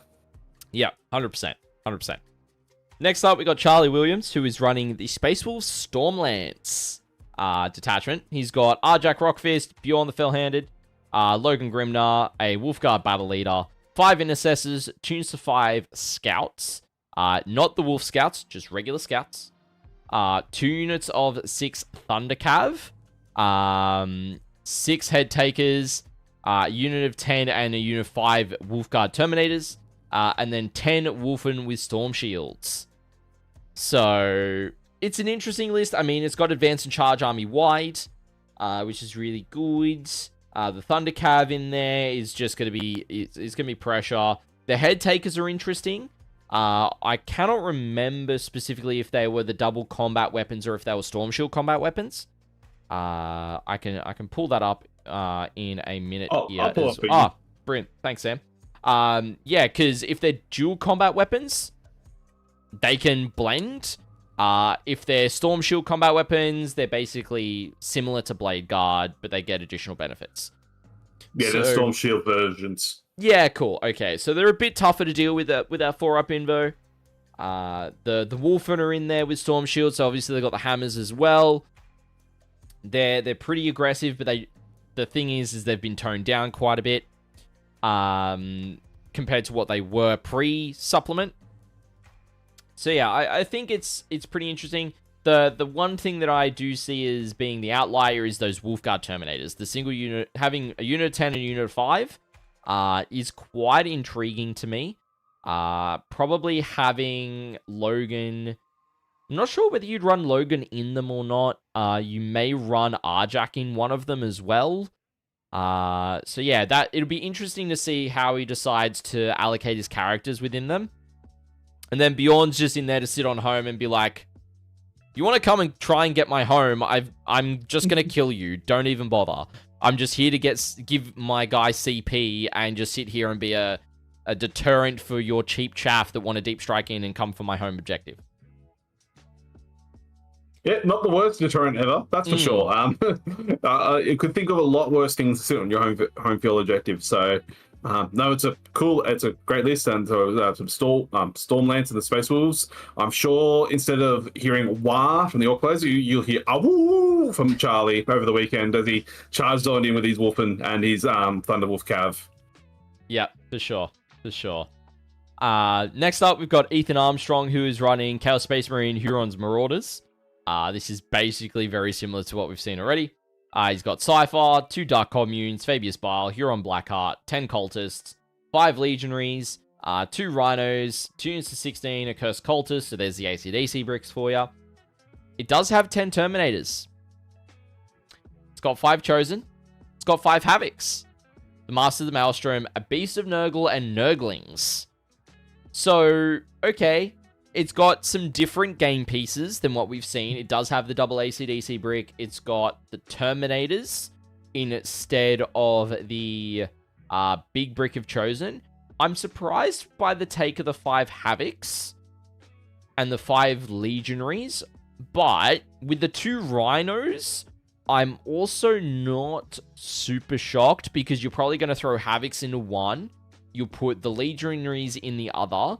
And then one of them will have the Chosen, and then the other one may have the Master of the Maelstrom in it. Or it might be that the Legionaries and the Havocs are together, then the Chosen with the Master of the Maelstrom in one of those other Rhinos with Huron in there as well. So there's a lot of tech that you could play. There's a lot of unit choice as well, because Huron can actually go in with the Terminators as well. But he can't take the Master of the Maelstrom with him. So, yeah, I think there's some variety in this list. I think it brings something that the other lists necessarily don't in the Terminators, which is just not necessarily like damage output, but survivability. Because those Terminators, 3 wounds apiece, 4 up invo, they're just probably going to march onto no man's land and just be a bit tough to deal with. And just go, can you kill this unit? As well as 2 ACDC bricks in a turn. If you can't, good luck. Yeah, the profiles that you need to kill ACDC and the profiles you need to kill Terminators are few and far between, if they exist at all. So it's a cool list. I mean, maybe harkening back to early 10th edition where CSM were running Abaddon and 10 Terminators in most CSM lists, but obviously no Abaddon to see here, but it's a cool to see 10 Terminators again. And yeah, like adding in Huron there, obviously giving +1 hit just to really make things. Oh, sorry, not just adding Huron for +1 hit, but the Huron's Marauders gives them +1 hit probably most of the time, and there's so much efficiency there, and they'll shoot out quite a bit of firepower and be able to sit on an objective and control it fairly well, and especially with additional OC as well, if they get that from Huron, like that's pretty sweet. So yep. I like it. Yeah, it's definitely spicy. So yeah, next up we come to James Stewart, who is running Adeptus Mechanicus. I forgot the detachment. I must have accidentally hit delete when I was copying things across. It's Halo's Creed. Yeah, it was the only AdMech detachment that was taken. So being Halo's Creed, he's got Belisarius Call, a Tech Priest Manipulus, 2 units 10 Rangers, 2 Scorpius Dune Riders, a single unit of 10 Electro Priests, an Onager Dune Crawler, 2 units of the Servitor Battleclade, so the new kill team, a unit of 10 and a unit of 5 of each of the Infiltrators and the Ruststalkers, and then 3 Scorpius Disintegrators. Yep. That's good. Yeah. Yeah, other than mortgaging his own house to afford this army, as most AdMech players have to do in order to pay for things in Australia, this is a cool list, and you'll see a later one that's just similar in archetype and style, but with some unique tech pieces. So here James has gone for a bit more of the boats. So he's got 3 Scorpius Disintegrators, which will shoot out volumes of shock. He's got some the Electro Priests, which are cool, like the Corpuscari Electro Priest, and then Onager Dune Crawler, which is a nice big kaboom little thing. So yeah. Yeah, but then still got the core archetype of the 10 and 5 infiltrators and the 10 and 5 rusties. So he'll be able to send them out and advance and charge and smack things up as much as he can. Yep. Also, infiltrate with the infiltrators, scout with the rust stalkers. So you could be surprised to see the 2 Scorpius Dune Riders have the unit of 10 and the unit of 5 in each of them first. Scout forward. Then you have the Electro Priest going to 1. You could have, the unit of 10 slingshot out and advance and charge after scout moving if they've got top of turn or even bottom of turn. They can do that. Cause a lot of headaches. So yeah, it's really a lot of boats to do a lot of things. Definitely does steer a little bit away from like the 30 infiltrators, 30 rust stalkers archetype that I've really seen. Say for example, Alex the Greek, when he's played AdMech, he's lent into that previously, and so I think this is going to be an interesting list to actually see how it's played, personally. How he uses the benefits for Halo's Creed effectively with all of the units he's got on the table. For sure. Then next up, we've got Shannon Butters, who is running Talons the Emperor, Adeptus Custodes, and lo and behold, it is basically Folger's list. So it's a unit of 5 and 5 units of 4 Custodian Guard, 3 units of 4 Prosecutors, 3 Land Raiders, a unit of 4 Witch Seekers, Inquisitor, and Inquisitor Draxus. How dare you, Scott? This is innovative tech. It's 3 lots of Prosecutors instead of 1 or 2. But yes, it's definitely the stereotypical list. And Shannon is the man responsible for stealing Blake Jones's Imperial Agents. And yes. I mean, for good reason to an extent. I mean, it's what, about 150 points worth of Imperial Agents? I wonder how many points Blake would have put into his list of them. For sure. So I think the only kind of look, I will give Shannon a bit of credit. So he has taken a bit of a unique option in the sense of all the 4 person Custodian Guard squads do have someone with the shield in it. So it has that extra wound and then instead of the damage output. So just to make the flat 3 damage stuff less efficient into him, as it takes 2 to kill the 1 instead of multiple. So yeah, look, I'm sure teams have practiced this matchup at least once, or I would highly encourage anyone attending the ANZTC, not that I need my encouragement at all, to at least practice this archetype, because it's appeared multiple times already, and it's going to appear multiple times moving forward. So obviously it's a good list and it works. Yeah. I mean, I know exactly, as you were saying earlier, 4-ups are 4-ups, but at the same time, they can be scammy. And so, even if you fail one and there's that guy on a wound, it can take a few saves and just save a unit. And he could still be alive on 1 wound, or he could die to the last saving throw and just be like, oh, I didn't even touch the rest of the unit.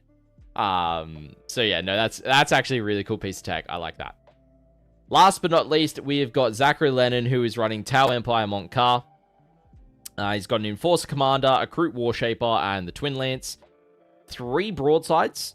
3 Fire Knife Battlesuits, 2 units of 10 Kroot Carnivores, 3 units of 10 Pathfinders, 3 Riptides, 2 units of 5 Stealth Suits, and 5 Vespid.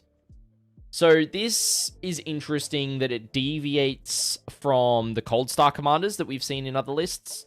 It also brings in the broadsides, which are pretty tough to try and kill, and do put out a surprising amount of firepower. Especially with Montcar having Assault, they can get into some nice positions.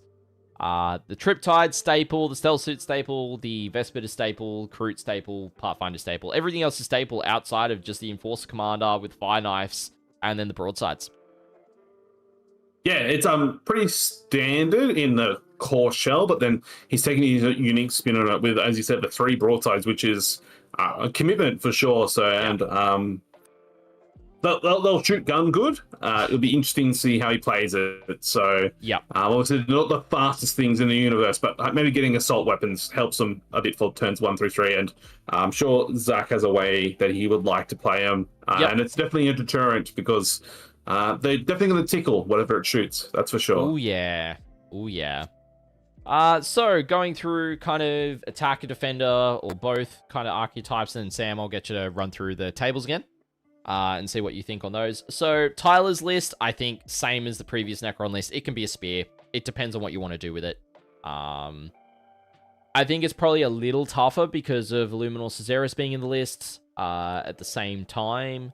It's still got Necrosaur for that fights first heroic invention threat. It's got the solo Scorpec Lord that can go and just do dumb stuff and then stand back up and continue doing dumb things. I do like the Tunes to 5 Flayed ones still, so yeah, it's definitely a spear. Adam's list is just... There's two thoughts that you can go. You can either use this as a defender and just go, can you deal with 30 Terminators coming at you in the course of one game? 2-up save, 4-up invo, can you just kill through? Ask the question. I think the build in general is definitely a defender. I don't think it's an attacker because you've got the 2 Secateurs that can help you screen out infiltrates, which means you can get into board position on your terms. So I definitely think it's a defender there. Blake, I reckon, is probably going to actually, because of how aggressive his list is, I think you put it as a defender. I don't think you put this as an attacker because it basically goes, it asks the question, can you deal with this? Can you deal with 2 to 3 knights in your lines turn 1? Can you deal with it? And some of the options that players might have just don't. And so it could do that. I might actually change it and go spear because it could do attacker as well and you can try and pincer matchups. So yeah, I would say that's a spear actually. Charlie Williams with the Spaceful Stormlance. Again, that's aggressive. So I think this is definitely an attacker. This is something you try and go, do you want to deal with Spaceful Stormlance or do you want to deal with Huron's Marauders? You can try and pincer that into a matchup. Again, Ethan Armstrong on Huron's Marauders. Again, I'm going to say that one's an attacker. I definitely, as I was saying with Stormlance, you could use it to pincer as well. The AdMech, I would definitely say is going to be a spear. It's going to be matchup dependent, and it's also going to be table dependent on what you want it to do. So you could use it later down the line when you maybe don't necessarily have so good defenders, but you've got better table picks. And so you could use the table picks to your advantage, or vice versa. If you don't necessarily have the tables, you could use it as an attacker, and then you're, if you know what tables you're are left, you can go, well, it's not terrible. We can put it up as an attacker and see if they take the bait, kind of thing, and just try and get a solid 12-point win or something. Shannon, as with all the custodes, it's going to be a spear depending on what you want to do. And then the Mon Cartel, it is, I think this one definitely wants table pick because of the broadside, so I definitely think it has to go defender because of that. I don't think you can risk it going as an attacker. I think you have to defend with it, either as I'd probably say as second defender, first or second defender here for the table pick, so... But yeah. So, Adam, damn, I thought our custos, this was secret tech. Whoever fed you information, Adam, incorrect. That's all right. That's your list though, it's secret tech. I'm sure Scotty and I are completely wrong, and you've just literally taken it just to reenact the Battle of Prospero with your Space Wolves. That's all you've taken it for. I'm sure. I believe it. Yeah. So Sam, what are your thoughts on table pick wise for these guys? Yeah, so unlike the South Australian team, I did look at this lineup and I think so many of the lists can take a light table and be so happy with it, which is I don't think it's a bad way of looking at things, because I think the way in which they're happy to take a light table, they can also play on the heavy and not be as affected. So prime example is Adam Douglas's T-Sun's Rubikai Phalanx list. Like, those 3x10 Terminators, obviously pending the matchup, and if he's facing a bunch of Forge Fiends or things which have 3 damage shooting, probably doesn't want a light table. However, if he's a defender and can take on someone who's just melee oriented and takes a light table, then he's absolutely laughing, because those T-Sun's Terminators are going to shoot gun very good, and he's just going to pop some spells off and play a Yu-Gi-Oh! Magic phase, I'm sure. So he will have a great time. And I think Adams could take a light table. Blake Jones as IK could take a light or a medium. Sorry, excuse me. Then Zach on his Tower Empire Moncar could take a light table, as he said, and probably he's leaning towards more light. And then Admech can still take a light to medium table because he's got so many thick tanks which can shoot, but then he wants to stage things out and play.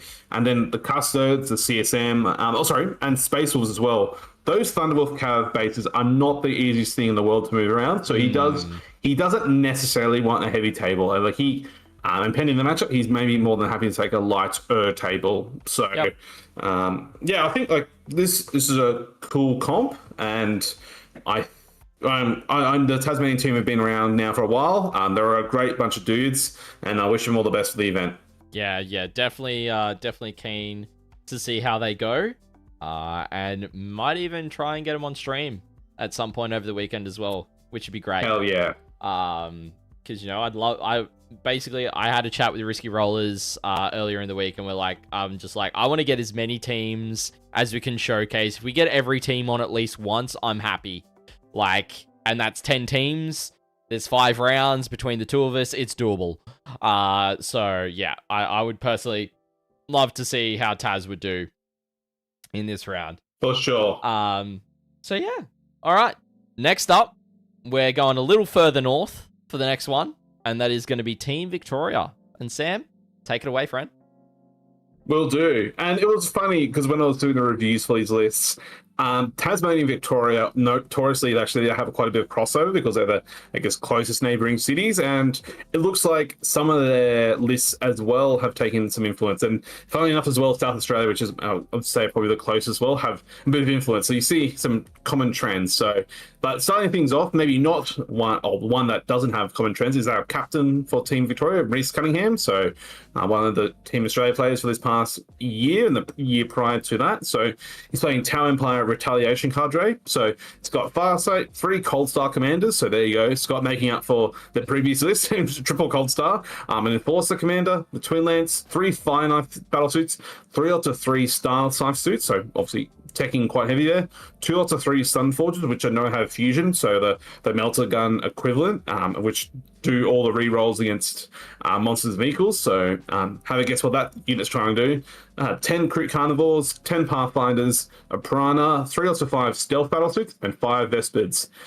This list is Damage Incarnate, so no Triptide. I think this might be the only Tau list which doesn't have Triptide, but he's taking a bunch of smaller suits instead. And yeah, Reese played Tau, I know, back in the ANZTC in the last one, or second last one in 9th edition. And yeah, second last one in 9th edition. And is returning to his roots, I guess. So, and the Star Slives, they all have Flamers from memory. Oh, at least 2 of them have Flamer suits. So he's going to shoot gun good.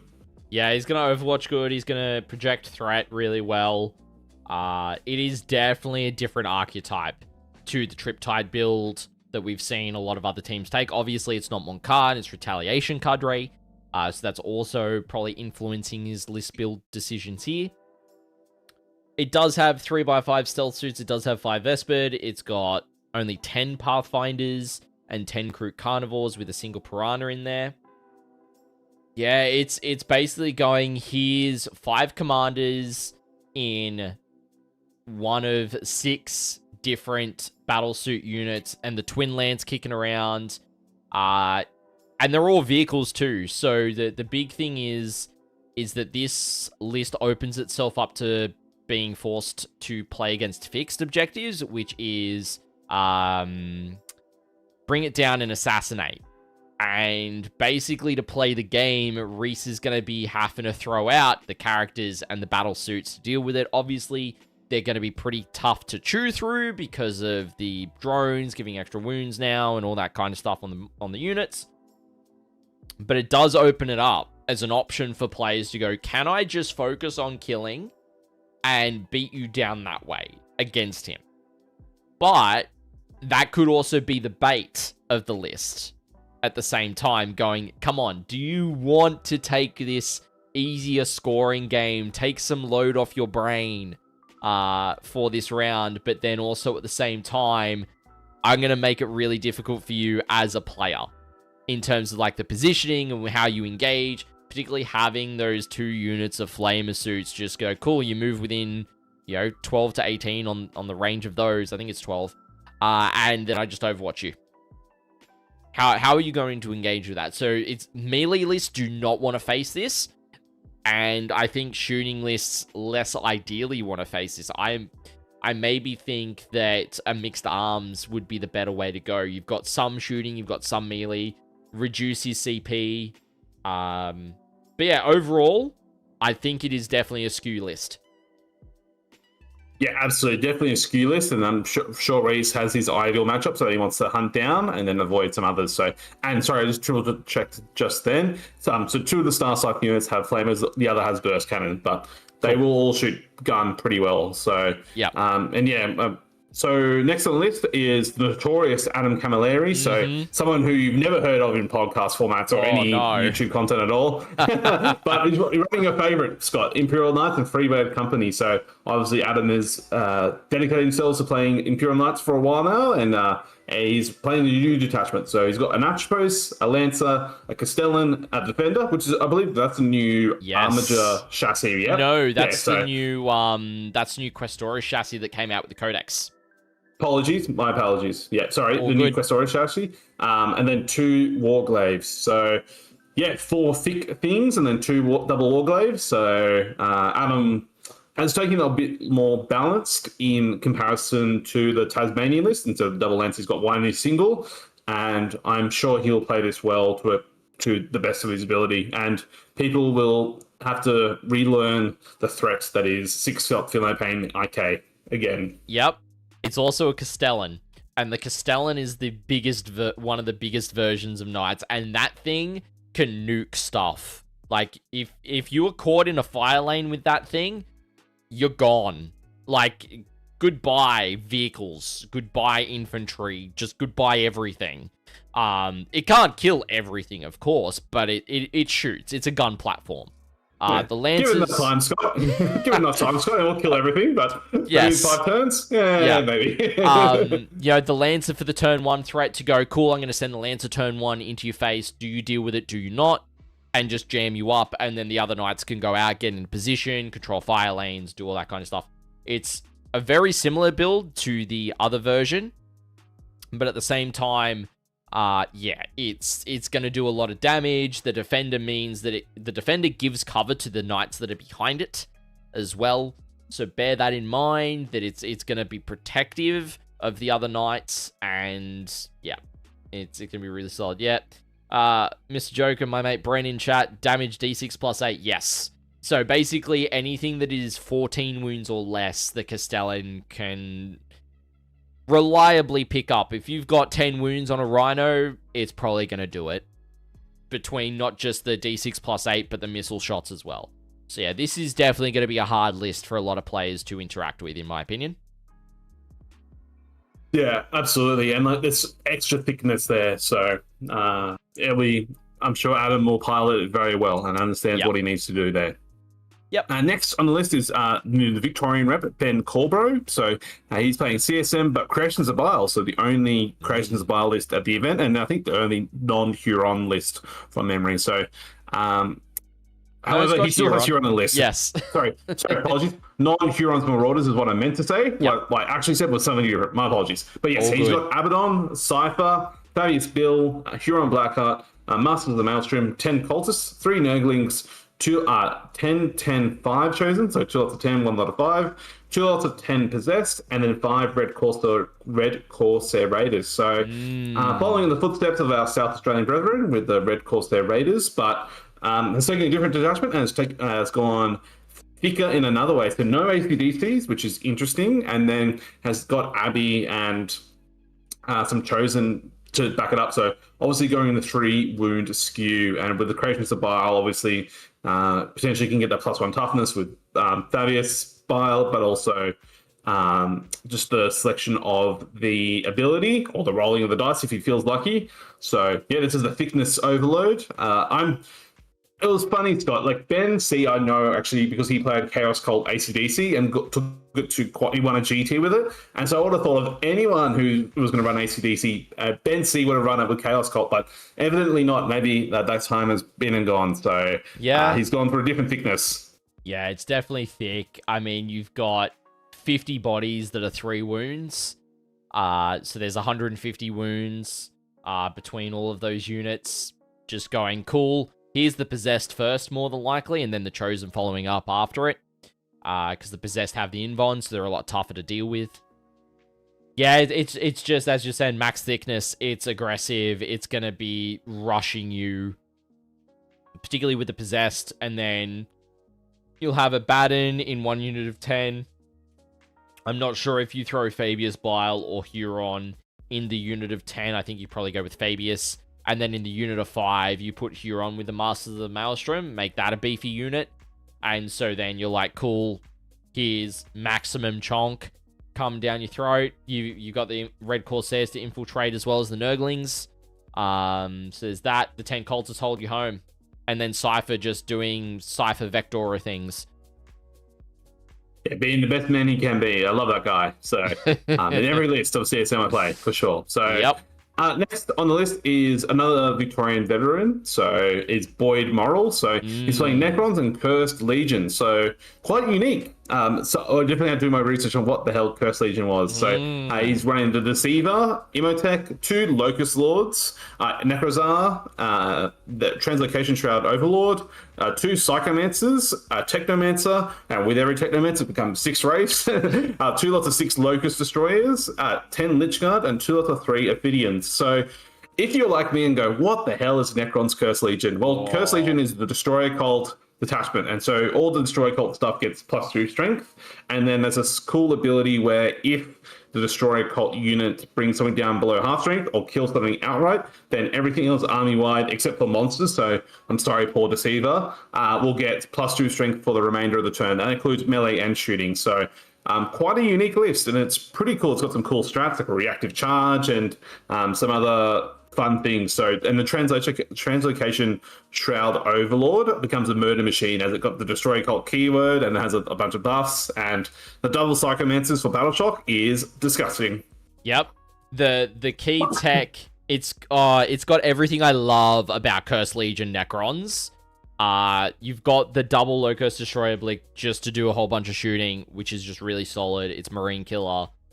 The Lich Guard with the Translocation Shroud Overlord is just gas because there's an advance and charge strat, and the Translocation Shroud Overlord allows you to auto advance 6.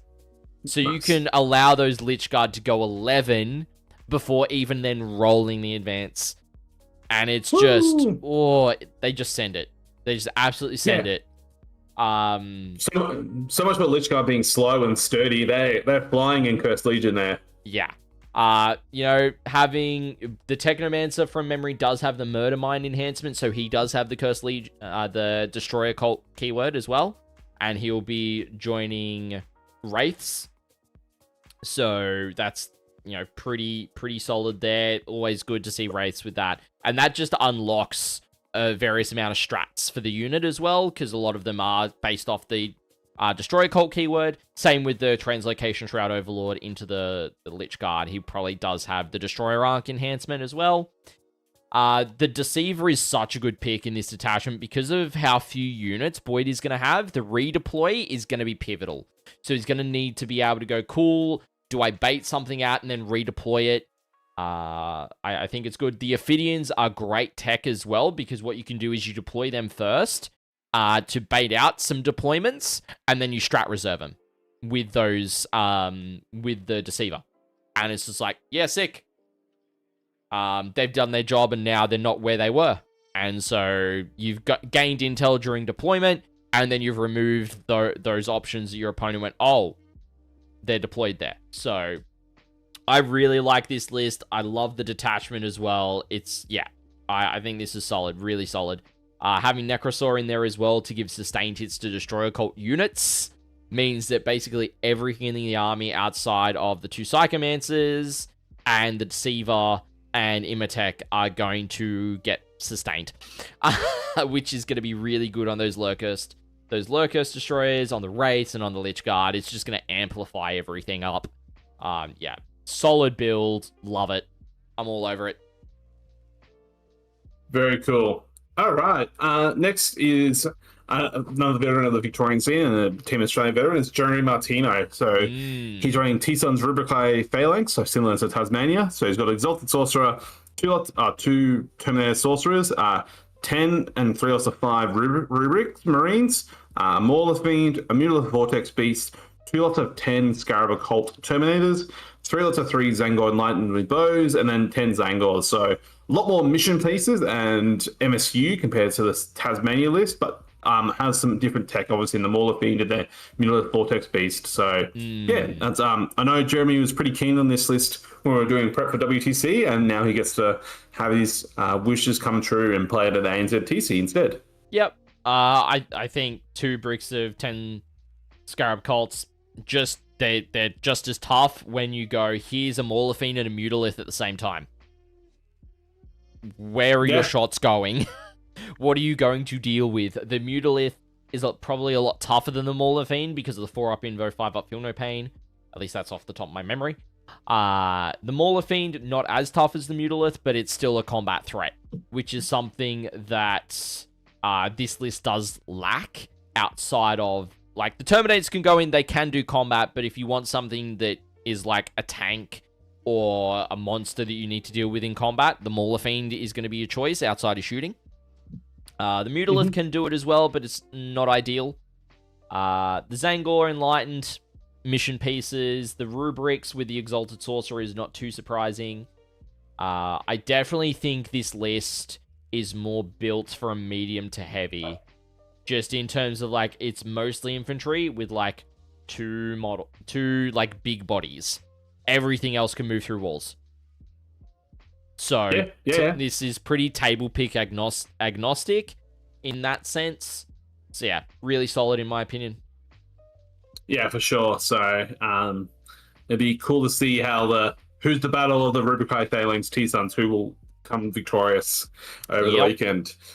Next, we got Kyle McKenzie on Drakari with Spectacle of Spite, so the Witch detachment. So not Witch detachment, it's the Witch detachment. So he's got Lady Malice, Lilith Hesprax, 2 lots of Succubus, 4 lots of 10 Witches, a Raider, 2 Venoms, a Kronos, 2 lots of 10 Hellions, and a lot of 5 Hellions, 5 Mandrakes, a squad of 6 Reavers, and then 2 lots of 3 Reavers, and then 2x5 Scourge, which the Scourge one have Dark Lancers and one have Haywires, so the anti-vehicle one. So, it's a kind of stereotypical Spectacle Spite list. He's got a bit more beef in the Hellions, and then, I guess less Witches compared to the others, but then more beef in the Hellions, and then still got the squads of Reavers, and still has shooting support in the Scourges, and then infiltrate support in the Mandrakes. And I think he's the only one running a Kronos, so obviously just to get some extra stuff there. Kyle's played Eldar multiple times, and so he's gone to the kinky side of the Eldar, I guess, and gone the Dark Eldar, so I'm sure he'll do great. Yeah, I agree. It's pretty staple Spectacle of Spite. There's really nothing to add to this. You've got the 2 Succubus and Lilith and Lady Malice are all going to be in units of Witches. Just really depends on how he uses that radar, what unit's going in the radar. I dare say you're going to see the Succubus units be split, and the Succubus with 5 Witches go in the Venoms, and then 2 units of 5 Witches are just running on foot. Or if he needs the chonk in the single unit, then you probably split a single unit into them. 1 character's in the unit in one of them, and then the 3 units of 10. It just really depends. There's a lot of flexibility with how you can play that.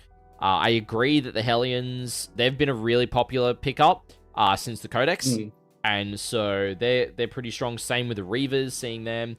Scourges going a little bit by the wayside, but not too surprising as well. But still a staple. But yeah, it's just a staple list. There's not much else I can say about that. No, that's fair enough. So, and then Scott, I mean, Hellions are a staple when you get them in your Battle Force boxes. So, RIP to those who bought them.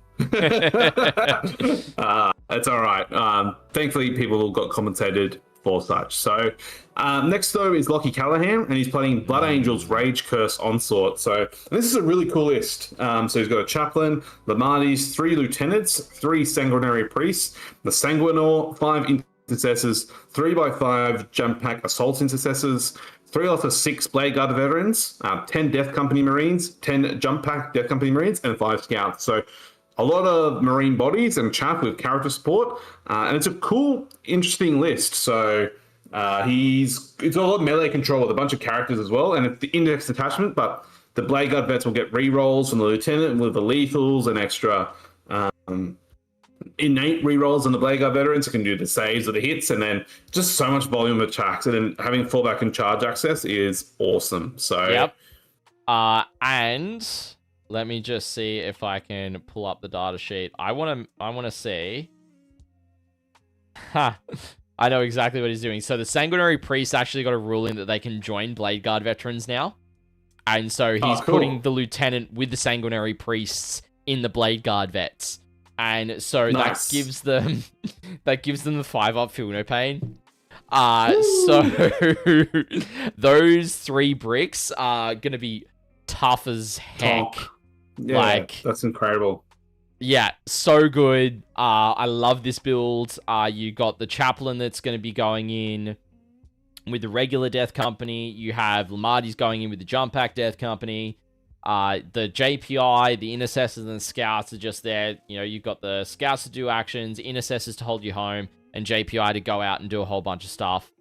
The Sanguinor is an absolute pain to deal with as well. He comes down at the end of your charge phase and free heroics. Basically, just comes straight into combat. And he will wipe stuff. So the Rage Curse Onslaught, one of the newer detachments for them, it's really solid. I reckon this list will catch people off guard if you do not pick up the Sanguinary Guard with the Lieutenant's combo. And you cannot pin down those Blade Guard vets because the Lieutenants give them fallback, shoot, and charge.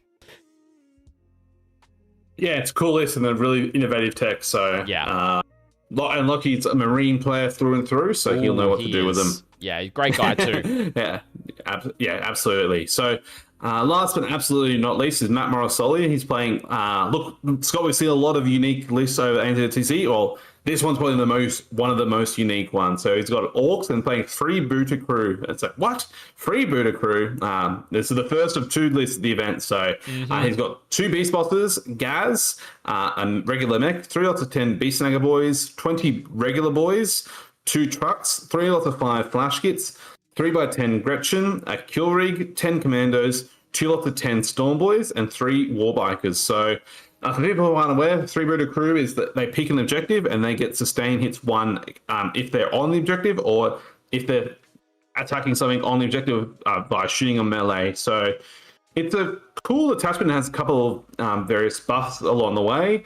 And I know Soli has wanted to play Orcs for a while, and he gets his chance now. So I think obviously he played, oh my gosh, what was the absolutely broken Orc detachment, the shooting one, last ANZTC? It was the Dakar one. More Dakar. More Dakar, there you go. Well, I guess Soli is longing for the days of Dakar, and they're still playing some Orcs. So it must be an ANZTC tradition now. That's 2 in a row, so we'll see. I mean, look, hey, 11th edition, we'll see. So we'll see. I think this takes a lot of good pieces that Orcs just have. They haven't been seeing too much love in the meta as of late. They've kind of fallen a bit by the wayside, so this is definitely the one of those factions that players just might not have reps into in general, and so they're probably having to prep this matchup intensely. Matt is an exceptional player, Team Australia player. He's played on many a top tables at tournaments, winning events as well. So definitely probably one of the toughest players to go up against on Team VIC. And piloting Orcs, he's going to know what he's doing. He's played Demons before, he's played Chaos. Like, he knows how to position, he knows how to do aggression. So to see him on Orcs is interesting. But considering the amount of units that he's got the Commandos in there to be able to screen out as well. So you can split the Commandos into 2 units of 5 now. So he can actually have 2 infiltrating units for the cost of 1. Of that unit, the 3 Warbikers for early trade pieces. Probably one of the Beast Snagger Boys units going into the kill rig. The trucks are probably going to have the other 2. Gazgol's going somewhere. Probably he's going to go in with the 20 boys as well and just foot slog it. The flash kits are just going to maybe get into the trucks. after the Beast Snagger boys jump out after deployment. Get that additional movement, that additional 3 inches deploying out of the transport. Potentially. The mech in there probably is going to be in with the kill rig to keep him alive. Quite possibly. Or just follow it to try and keep that alive. But yeah, outside of that, not having looked at the detachment in depth since it was released, and after that change to where you select the objective at the start of your command, I think it's starting your command phase now. It's basically like at the moment, very similar. So you pick it in your command phase rather than at the start of the game, and so it makes this detachment a lot more viable. So it's good to see it being played. Yeah, for sure. And I know we'll go through it later, but Queensland have taken the same detachment and a similar archetype in sort of list creation, but Jacob Warren there has taken some different tech pieces. So, but yeah, it's cool. You get the double wire for some unit, and obviously Gaz and his Makari can make them use of the double wire or multiple wires there. And the flash kits as well have a cool anti-vehicle 4-up to wound strat. So there's some cool stuff in there. And yeah, it'll be great to see. In terms of sort of tables and roles, I think ScottyD can play, so the Orcs can flex as needed. It's probably does still want a medium table, doesn't want a light, and probably can play the heavy as well if needed. Play the bit of flex role. Lockie definitely needs some protection, and he probably wants a medium or a heavy table, unless he has another melee matchup where, look, they can play on open ruin as far as they care. There's not much shooting going on there. Planet bowling ball is all they like. So yeah, I think he needs a bit of pairings, but when he does, he'll get some protection, and then he can flex and play what he needs to. Kyle definitely wants a medium to heavy board, it's a melee pressure, the melee list, traditionally with a bit of Scourge shooting support. It does not want Planet Bowling Ball, that is for sure, because witches will die in droves if they're on a Planet Bowling Ball. Yeah, they'll die to a stiff breeze. Model. For sure. Jeremy with the T-Suns, again, can flex quite well and just be that shield sort of role, score points, but then punish if needs be. It can probably look to lean towards more lighter than a heavier board, so just because he's got the double Terminator bricks and the Mauler Fiend and the MVB. So who may be the MVP? We'll see how he goes over the weekend. And then Boyd, he probably with the Necrons, so say medium-ish with some light elements. I think because he wants to play the Locust Destroyers to shoot all game, but if he's facing some counter shooting, then he probably wants a denser board for such. And they do have access to so the same strat that does advance and charge can do advance and shoot. So he does have that access. The thing is, you can only use the strat once per battle round. So you have to really pick where you utilize it. Yeah, okay. So, yeah, and they don't go through walls, so but he has to make sure the Locust Destroyers move accordingly in correct positioning. Yeah. Ben C on CSM Crest as well. Yeah, probably wants a medium board, but similar to Lockie, if he's playing a melee matchup, you can remove all the terrain for all he cares. So, medium, maybe a heavy board just to stage and then punch out. So, Adam Camilleri on IK, well, he likes a light board. That at least wants a shoot gun pretty good, except for the Lancer, who'll shoot gun. Okay. But it'll tank shock, and it will melee pretty well. So, and then last but absolutely not least, Adam, in terms of play style, definitely flex. He can just do what he needs to. He'll score some points, but he can push the differential. If he thinks it's in a pretty favorable matchup, which he can just shove 4 big knights in someone's face and say, what can you do about it? Then he will push that differential for sure. And then Reese Cunningham, the captain for Team Victoria. This one needs some pairing protection. Probably definitely wants a lighter table and has matchups to go in. So it's definitely a sword. Yeah, 100% Scott, agree. what do you think? Yeah, I agree with your analysis on all of them. I think you're bang on the money with their roles and with their table picks. Nothing else to add from me. Yeah. If only I was as good of a player as I was with my table choices and my understanding of things. Maybe that's why I'm not good, because maybe my understanding is not as good as I like to think it is. But that's a different conversation entirely. So, Scott, let's hand over to the people who have travelled maybe the furthest, but still within Australia. Team Western Australia. Yep, so the folks from Western Australia coming across. Mad lads who decide we're going to spend the money to fly across the country to come and play, which is absolutely awesome. There's some really common names that you should see in these teams. Some ex-Team Australia guys and some notable guys who do stuff around the world. So, first up, they're captained by Courtney Hill, running Necron's Awakened Dynasty. So you've got a Catacomb Command Barge, Chronomancer, Deceiver, Nightbringer, Luminous Azeris, Imhotep, Orokin, 2 Royal Wardens, the 2 Warrior Bricks in this one, with the Ghost Ark Reanimator and 2 Tomb Crawlers. So this list basically goes, can you deal with 2 tough as nails bricks? It's got Orokin and a Royal Warden in one. It's going to have, by looks, it's going to have Imhotep. Oh no, it's going to have the Chronomancer, actually. Yeah, it's going to have Chronomancer and the Royal Warden in the other. You're going to have Imhotep probably sitting on home, just giving you CP. You're going to have the Tomb Crawlers going with each of the... you'll probably have... Yeah, one will go with the Chronomancer. I'm pretty sure they can also join Orokin, because he's a Technomancer, or a Chronomancer, technically. Yeah, it's got the Cryptek keyword, so I'm pretty certain they can join there to give some extra chonk. The Ghost Ark and the Reanimator will stay central, same with Luminous Azeris, to give them the additional reanimation, the additional minus AP, the Catacomb Command Barge in there for the additional OC. Like, it'll just be really hard, and then the Nightbringer will just be that forward threat to go deal with the Nightbringer. And then the Deceiver will go deal with the Deceiver instead of dealing with the 2 20-man bricks. Yeah, like Courtney Hill played this at War Masters, or like the Necron's Awakened Dynasty with 2x20 warriors, and like he took it to good effect. So this guy's been practicing this archetype for a while now, and he will know what to do. So it's a cool list, and he's got the Satan to back things up. And I know he had it then, and he still has it now. So it's going to be. I pity the fool that has to play this. Oh yeah, yep. Next up, we've got Adam Batista, who is running Thousand Suns, Hex Warp, Thrallband. He's running 2 Demon Princes with Wings, 2 Sorcerers in Terminator Armor, 5 Rubrics, a single Defiler, 2 units of 10 Rubrics, 2 units of 2 Secatars, 3 Zangor Enlightened, and 2 units of 10 Zangors.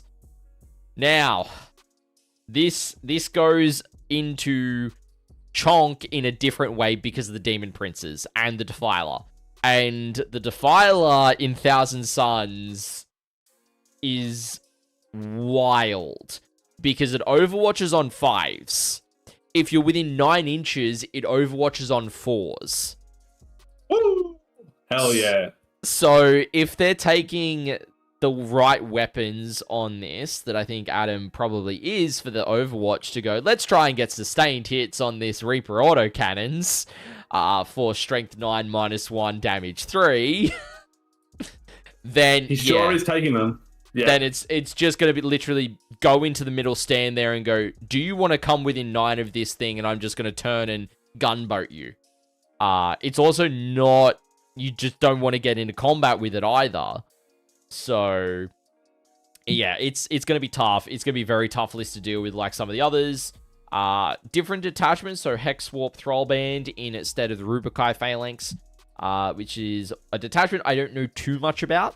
Unfortunately. It's similar to Warpbane Task Force by Grey Knight, so it's the one where if you control middle objectives, then you control, you have the aura thing. So from memory, I remember I was doing, I think that was it, from memory. Yes, with objective control one, similar to GK. Yeah, it was my notes. So yeah. Yeah, okay. So yeah, I think this is a solid list. It's got the 2 Secatars to be able to screen out a bit. So yeah, it's pretty solid list. Next up, we've got Callum German, who is running Adeptus Custodes, Talons the Emperor. Oh look, Folger Piles' list with some tweaks, because instead of the 2nd Inquisitor and taking a unit of 5 guard, he's just got 6 units of 5 Custodian Guard. Two units of 4 prosecutors, 2 units of 4 witch seekers, the 3 land raiders, but has taken a Calidus assassin for some action play and a Vectora with Inquisitor Draxus. In a value tech, look, I know. So, well, obviously, Callum and his partners, congratulations. They had the welcome the new child into their lives recently, fairly recently. So, I think Callum was trying to catch up on some sleep by playing this at the table and just not having to think too much. So, yeah, that's the only reason. That must be the only reason, not because the list is good or anything like that. Yeah. No, it's definitely a very solid list. Like we've said it every time we've seen it. And it is just up there in terms of the factions that have been taken. So yeah. Next up, we come to Harrison Darge, who is running Leagues of Votann Hearthband. So, he's got Beric Stormbrow, so the Berserker character. Buri Agrison, so the Lone Op character. A Karl.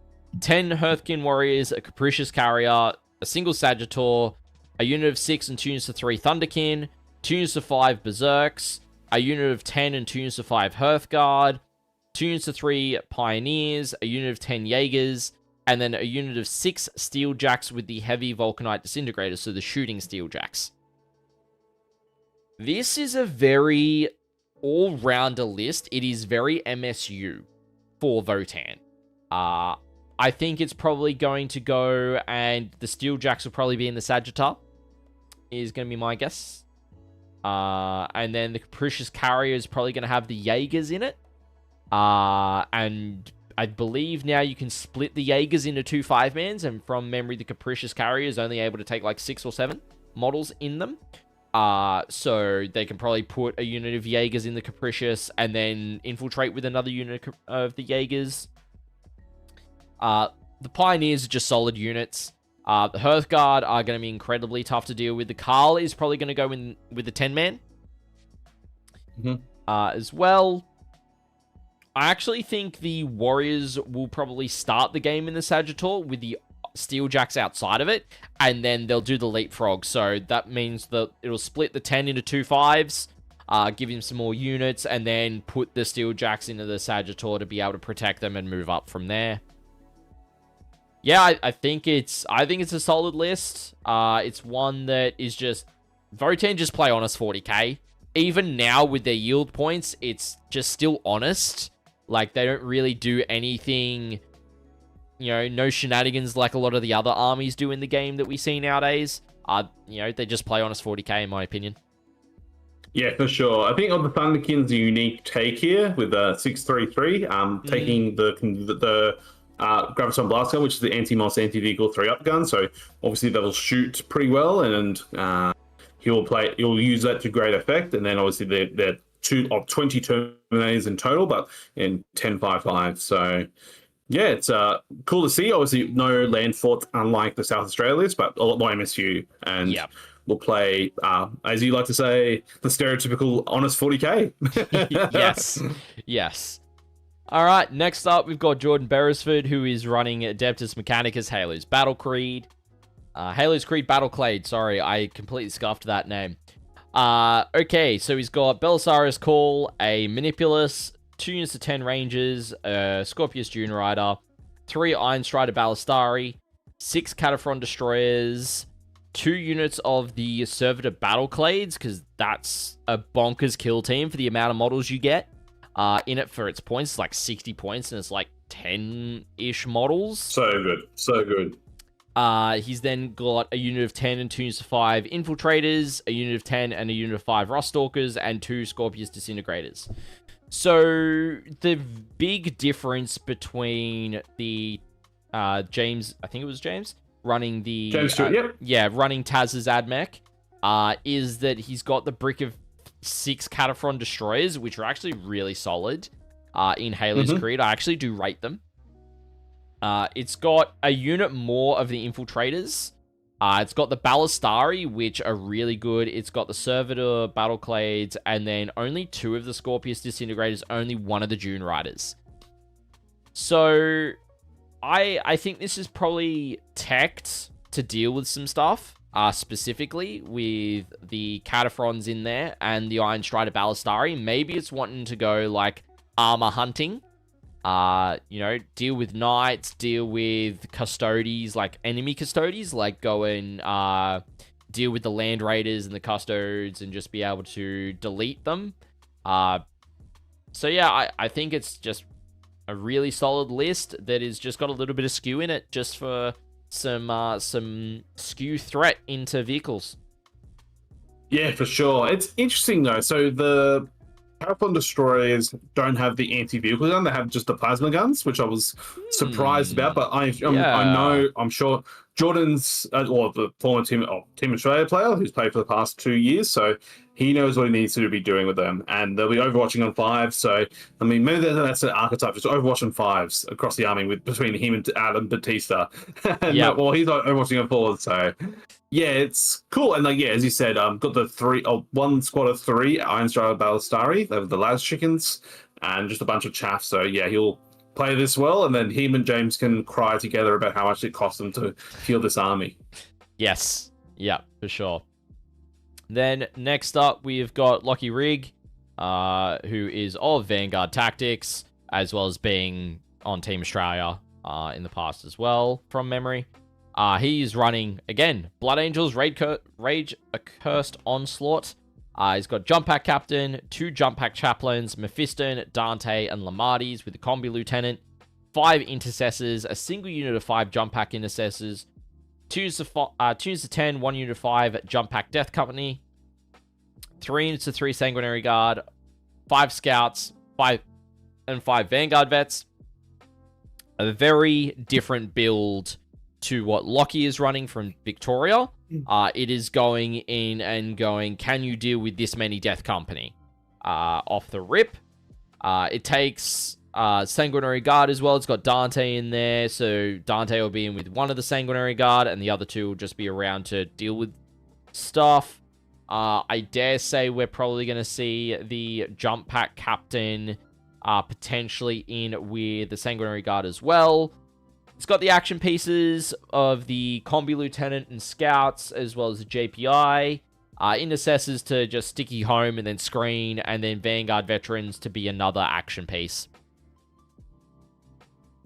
Pretty straightforward. Well, yeah, absolutely. I think, like you and I, Scott, we learned our ABCs, but Lockie took a different interpretation. He said, always be charging, as well as his alphabet along the way. And still to Callum, he also welcomed the new child into the universe with his partner, so congratulations to him. And I think he's just going to go, look, let me just charge, roll some attack dice, and smack some people from the west to the east. So yeah, it's pressure, baby. It's melee pressure, and he is a savant when it comes to the charge phase and fight phase. So anyone who's paired up against him better watch out, because this guy knows his stuff. And hopefully it come a game with Lockie's goes on stream, because it's a privilege to watch. Yep, for sure. Then we've got Matthew Dean, who is running Adeptus Sororitas Champions of Faith. And lo and behold, it's very similar to the previous Champions of Faith we've seen. He's got 3 Hospitalers, Morven Val, Saint Celestine, 10 Battle Sisters, single Immolator, single Rhino, but 2 Castigators, the 3 units of 10 Sacrosancts, 3 Paragon Warsuits, and 2 to 5 Retributors. I think this is just taking all of the good stuff. Castigators are just really solid. I think with the amount of Custodes flying around, from memory, their main gun is can be damage 3 if it doesn't take the D6 damage version. Unless I'm getting that wrong. So it has 2. The auto cannon and the battle cannon are both damage 3. One has twin linked and the other one does not. So like they're both custom. And one has extra AP and ignore cover. So yeah, cool. But it's both. As a sisters savant, or someone who, sorry, that's rude to say. I'm not that great at sisters. I do enjoy my sisters. Like they're great gun profiles, and they just shoot gun very well.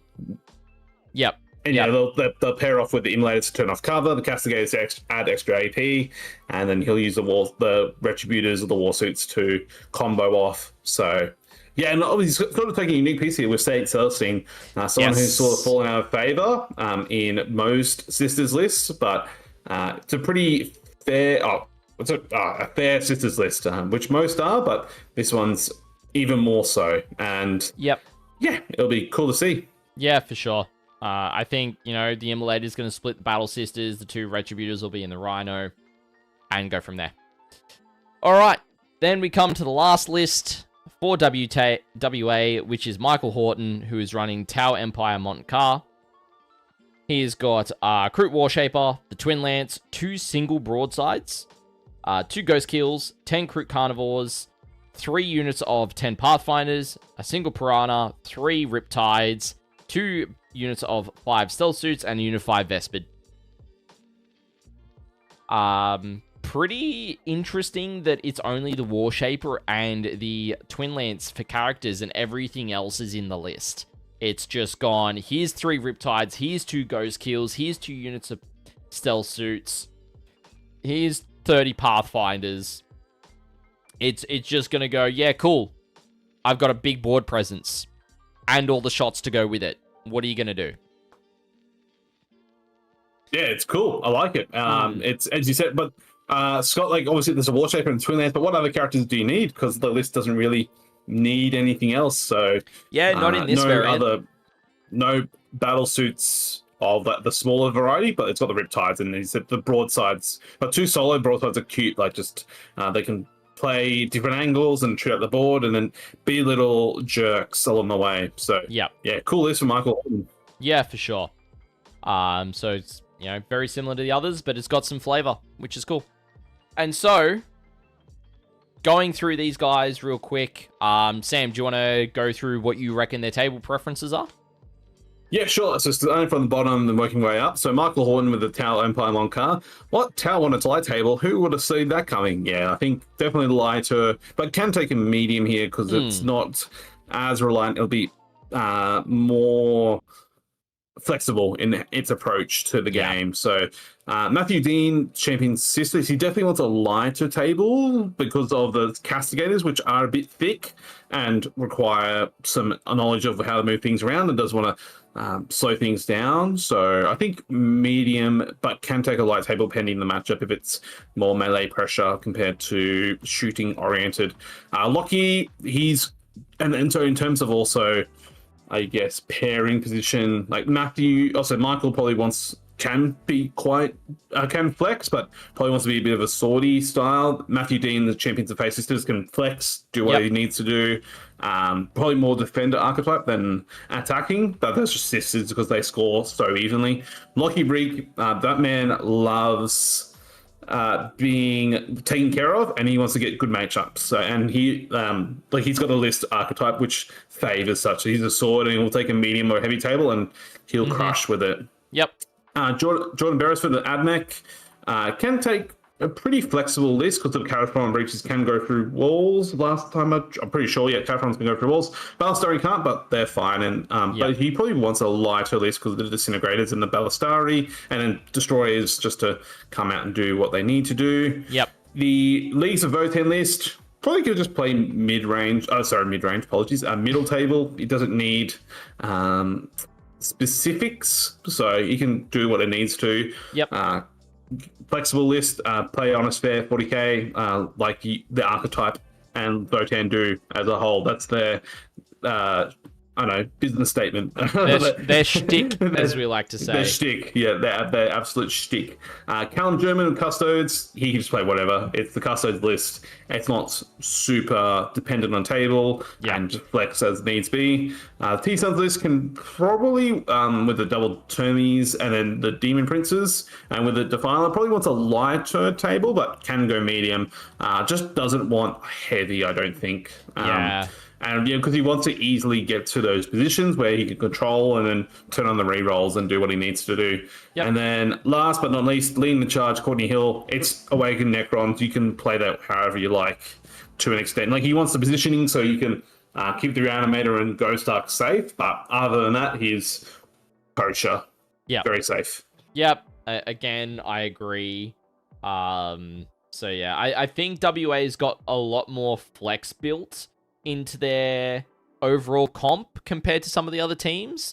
So they're a little bit more flexible in what they can deal with rather than being like, okay, maybe we've got 2 or 3 that are flex. This is like, we've got 4 or 5 that can kind of flex, which I think is very interesting in terms of coming up with a team comp. Obviously, Lockie Rig being the staple pairings princess for the comp, I would probably say, wanting to make sure he gets the right table with those Blood Angels. It's basically all infantry, so getting on a heavy's kind of important for him. So yeah, no, overall, outside of that, yeah, pretty good comp. So that's it's been a long 2 and a bit hours, ladies and gentlemen. I want to thank everyone for sticking with us, but that is the end of our look at the 4 teams. Overall, really solid. I can see why people reckon Team Vic is going to do pretty well. Out of those, I definitely think, out of the others, I would just say Team WA is pretty strong too. Mm-hmm. Yeah, for sure, absolutely. I know the joke has been made that the WA are always always the bridesmaid, never the bride. They always come second fiddle. But I know for sure that they will do their absolute best to try and dethrone Queensland this year and be up there on the podium for sure. Yep. So it's gonna be very interesting come next weekend. But ladies and gentlemen, I want to thank each and every one of you for hanging out with us. And Nurgle Matt, great to see you, my friend. Hope you're doing well. It has been an absolute pleasure to sit down and go through these 4 team comps. I know it was a lot of info. And the next one, we're going to have a little bit less info on the team comp side, but it's going to be the 3 remaining teams, which is New Zealand North, New South Wales, and Queensland are going to be in the next preview, ladies and gentlemen. And that is on Wednesday night next week. So keep an eye out for that over here on YouTube. So we'll be doing it here once again, 7:30 p.m. Same time, same bad channel. And well, not bad channel, but you guys know what I mean. I'm having a bit of a laugh with that one. But yeah, so I want to thank everyone in chat. It's great to have you here. If you haven't already and you did enjoy the preview, make sure to hit it with a like as well. Really appreciate it. Sam, I want to thank you for taking time out of your Saturday night to come and hang out and chat about these teams. Really appreciate it, mate. The pleasure's all mine. Appreciate it, Scott. Yeah, no worries at all. But ladies and gentlemen, on behalf of Sam and myself here at the ATWN, thank you so much for joining us. We hope to catch you on Wednesday for the next preview and next weekend when we do cover the Australian-New Zealand team champs here on the network as well. Have a great rest of your morning, afternoon, or evening, ladies and gentlemen. We will see you then. Thanks, everyone.